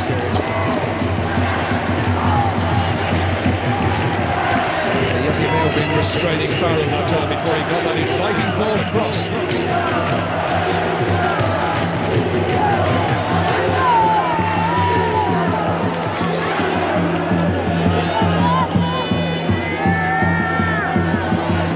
O'Brien down for Tresson. Fox, and this time Barry O'Connor is ensnared in the offside trap.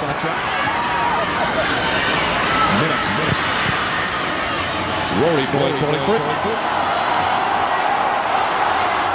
Being urged on by the large following from Finn Harps.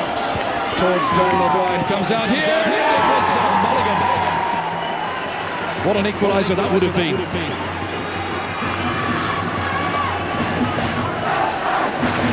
This ball coming back here, and Mulligan was coming onto it with 5 minutes remaining. Oh, the tension around here right now. Charlie has to gamble now. You see where Mulligan is on the halfway line, and he needs to get in among the Bray defence because he's guys capable of scoring a goal. Well, there may be a double substitution by Bray very, very shortly.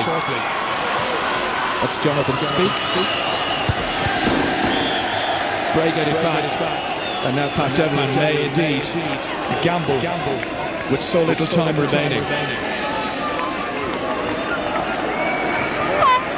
Well, the first man to make his way in will be Alan Smith, and it'll be Farrell for Escara who will be replaced.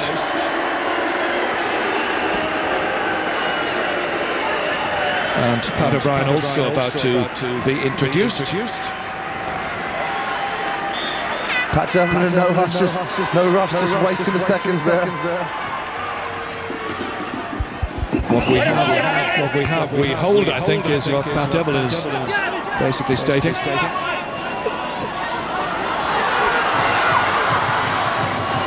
Nice ball. Minnock stepping forward. Lynch coming in with the challenge. That's Barry O'Connor, and it's still Minnock.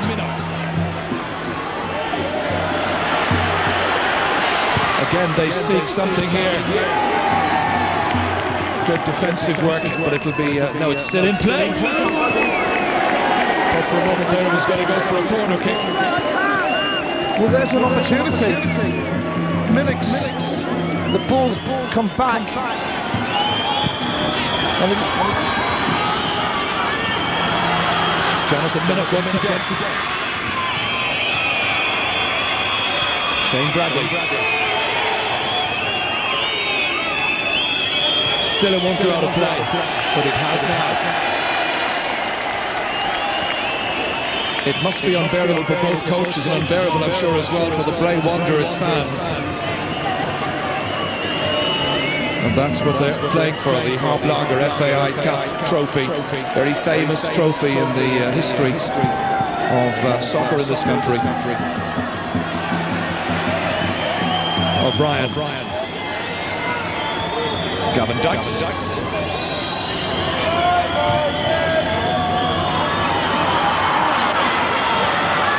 Mulligan trying to get Boyle going. Very good tackle.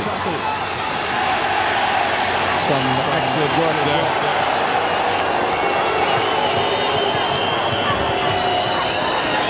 And it's going to be a Bray Wanderers throw.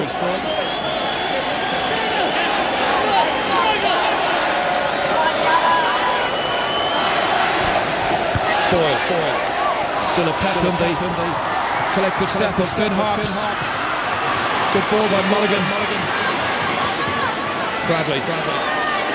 Again trying to turn into space. Good save.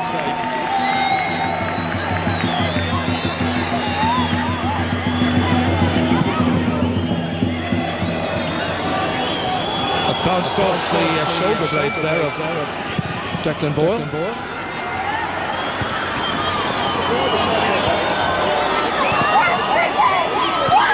Speak. O'Brien. Harps are just looking for that little break that was Sheridan there. We're moving into injury time. We've got O'Brien and Mulligan outside the box. They've got to get into the box.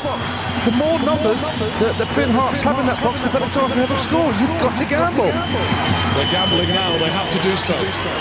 Harkin. Oh, the goal kicker was in serious trouble there. From here it looked like he got a touch on it, but the referee has decided it's a goal kick. Good lob that time by Harkin. But is Fergal Harkin and the rest of the Finn Harps squad are to be tonight on the losing side as the match is now, as you can see, into stoppage time. Not sure if you saw the number of minutes, it's 3 minutes just still to go. Minnock with a huge one in. Fox has had a wonderful match back there. Harkin gets himself a free kick. Foul was by Philip Kill. Well, this really has to be it.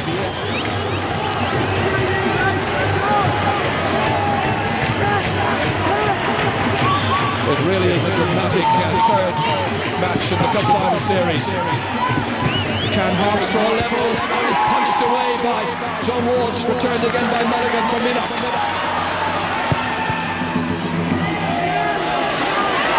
Solid play by Tressel.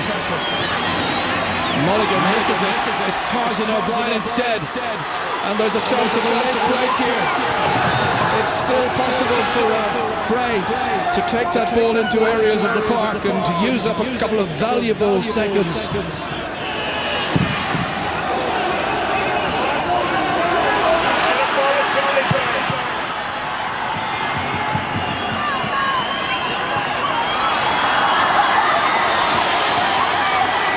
This is wonderful play. Again, it's Stephen Fox. What a match he's had in this particular game. It's going to be a free kick. It uses up a few more seconds, and Pat Devlin is so close to his second cup triumph. there's our man of the match, it's Stephen Fox, and our congratulations to Stephen, another outstanding performance in the Bray Wanderers colours. But that will mean little unless Pat Devlin and his team can take the trophy. Harps still have a chance. O'Brien, it's blocked down by the other O'Brien, Donald. Still a few seconds to play.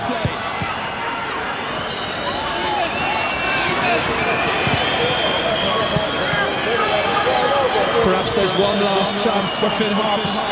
Minnock, good tackle coming in there. Bradley. Dykes now playing forward. This has to be it. And the goalkeeper does remarkably well, taking it calmly and with great assurance that you consider how close to the end of the match we are. The referee has played 3 minutes of added time. There can hardly be much more left in this.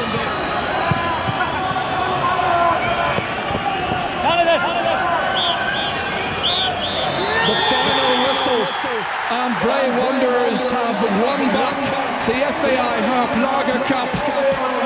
2 goals by Jason Byrne, 8 goals in all for the season. A wonderful display by each and every one of them. Stephen Fox, of course, our man of the match. And it is Bray Wanderers who will be taking the trophy back down towards the Carlisle ground later this evening. John Walsh was one of their stars, but they had so many. Brilliantly coached by Pat Devlin. Mick Doohan, who went back for his second spell to Bray Wanderers.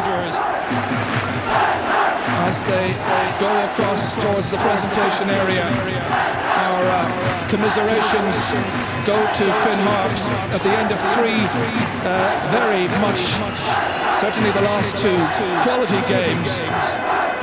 And Bray have won the cup under the management of Pat Devlin for the second time. They won it in 1990, they've won it in 1999. It may have taken them 3 matches, but here at Tolka Park, it has finished with a win to Bray by 2 goals to 1, and here's how it all came about. McGranahan giving Harps the perfect start, and there was Jonathan Speak pouncing. And then after 37 minutes, that ball headed in and beautifully put away. And the winner finally came to Jason Byrne. And "You'll never walk alone" is what the Brave fans are singing right now. It's a wonderful night for them. And they deserve to celebrate. Meanwhile, your hearts really do go out to Finn Harps. Nobody likes to see a team beaten in a cup final. They've given it their all over the 3-match series, but Pat Devlin, you've got to say Pat Devlin has really done an excellent job. Yeah, what a character this man is, what personality and charisma he injects into Irish football, and nobody was more disappointed. On the day that we won the championship at St Pat's, he was there, disconsolate and very, very down, but he said he'd bounce back. He told me they'd bring the FAI Cup back to Wicklow, and he's been as good as his word, and no one can say they don't deserve it. Well, again, the camera is picking out the despondent faces. And let's go down to Ryan Nugent now with the triumphant manager. Pat, congratulations, wonderful occasion, wonderful results, big smile on your face. How do you feel? Well, Pat, as you can see, is congratulations just about everybody down here. Pat, sorry, your immediate reaction obviously thrills a bit. Fantastic. He's not going to make this easy. You're not going to make this easy for me. The lads are brilliant. So, man, we worked hard. I'll tell you what, we got what we deserve. I feel sorry for Harps, their fans, everybody. It's been a magnificent occasion. Great advertising for the National League, and I'm just sorry there's a loser. But I will say this, what 3 games, fantastic. Great character from your side, Pat. They've gone behind so many times and still come back. Well, it says a lot about it. That's all I can say. Hey, Declan! Hey. Okay, I think we'll let Pat go and enjoy his moment, and for the moment hand back to our commentary team, Ger Canning. Yeah, that wasn't the easiest of interviews to do because he was so emotional, but you can't blame him, Pat, because it's a terrific night for this club, for Bray Wanderers. But right now, you have to feel great sympathy for Declan Boyle and the rest of the Harps players. And they'll pass by, and they're close to that cup now, but how close they came last Saturday afternoon when they had the cup in their hands, in their grasp almost, because that's cup football. And they didn't get the second goal when they could have won it, and now we've got a situation where they're runners up. You know all about how difficult it is to get your hands on that FAI Cup. We've been trying for quite some time at Pats. 1961, and I must say, I feel so sorry for the Finn Harps supporters. They've come down to Dublin 3 times, and their support has been fantastic, and they're still singing. And I'm sure that they'll go on, they'll build on this as a platform. But European football is so important to Bray Wanderers, both from the point of view that they were relegated, they're now cup winners, but also the financial aspects of European football as well, Joe. Of course, they were a first division team when they won it back in 1990, and technically now they are also back in that first division. But this is the big moment now when Mick Doohan comes up here. Pat Devlin wanted him back at the helm as captain, and there he is lifting the cup. A really special moment in the history of Bray Wanderers Football Club. But I think that the fact that Bo McKeever there, who's club captain, that shows the spirit. It was Doohan and McKeever together that lifted the trophy, and that really does emphasise how much togetherness and unity there is in this Bray Wanderers squad. The sad thing from their point of view is that they will be playing European football, but they'll be playing it from a first division base.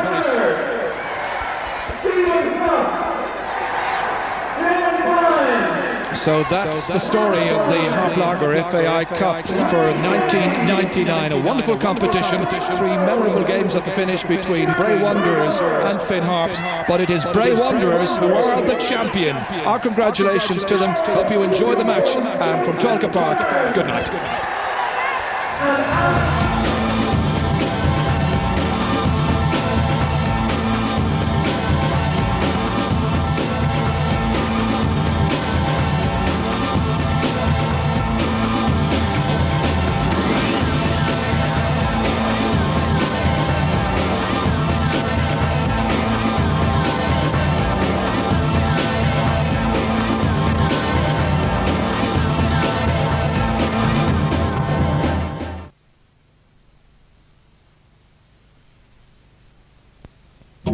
Next on two, Pacey is in for a bit of a shock in Dawson's Creek.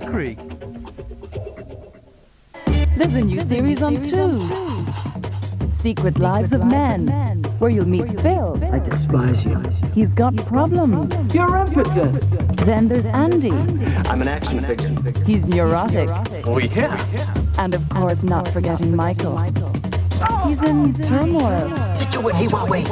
They're all getting over divorce by playing golf. Secret Lives of Men, Saturdays at 10:15 on Network 2. That's the beauty of it.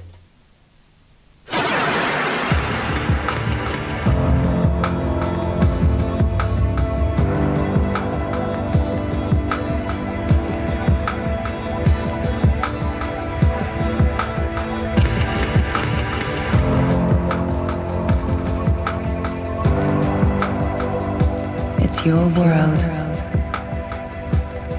It's moving fast. Stay in touch with News 2 on Network 2. How'd you like to lose your girl to this jerk? Rock is from the real world. To get even, Zach took a bet to turn the class outcast into the hottest girl in school. She's all that. For a quick and easy mortgage decision and a great rate too, call TSB Online 24 now on 1850 21 11 11. Online 24 from TSB for all your banking by phone.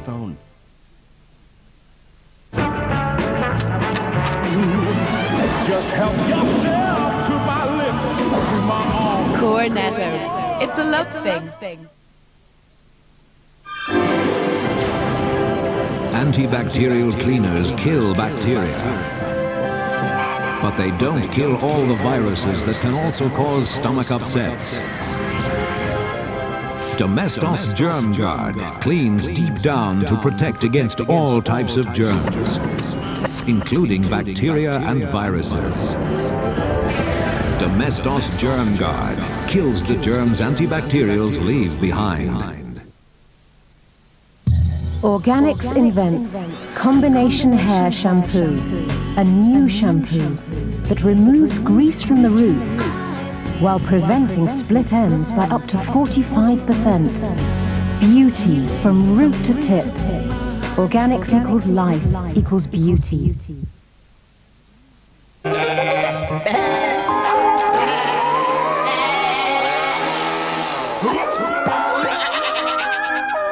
Introducing new Starburst Juicers. Real fruit-flavored jelly beans. Exploding with so much tangy fruitiness, they really get your juices going.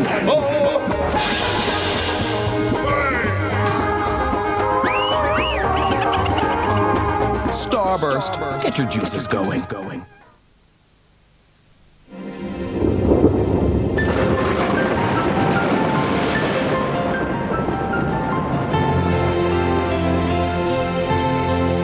There is a process in nature which works on a time frame all of its own.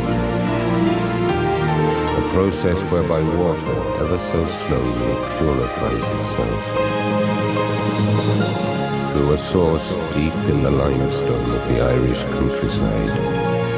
A process which can take up to 800 years. Only then is it pure enough to earn the belly down name.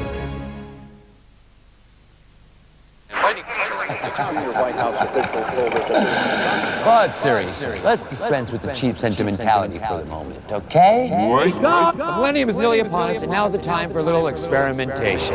Since you've all been so very lovely, come to think of you as my Friends, I have something special for you.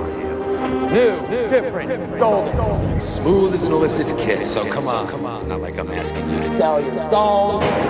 Drink the beer. Last orders at the bar.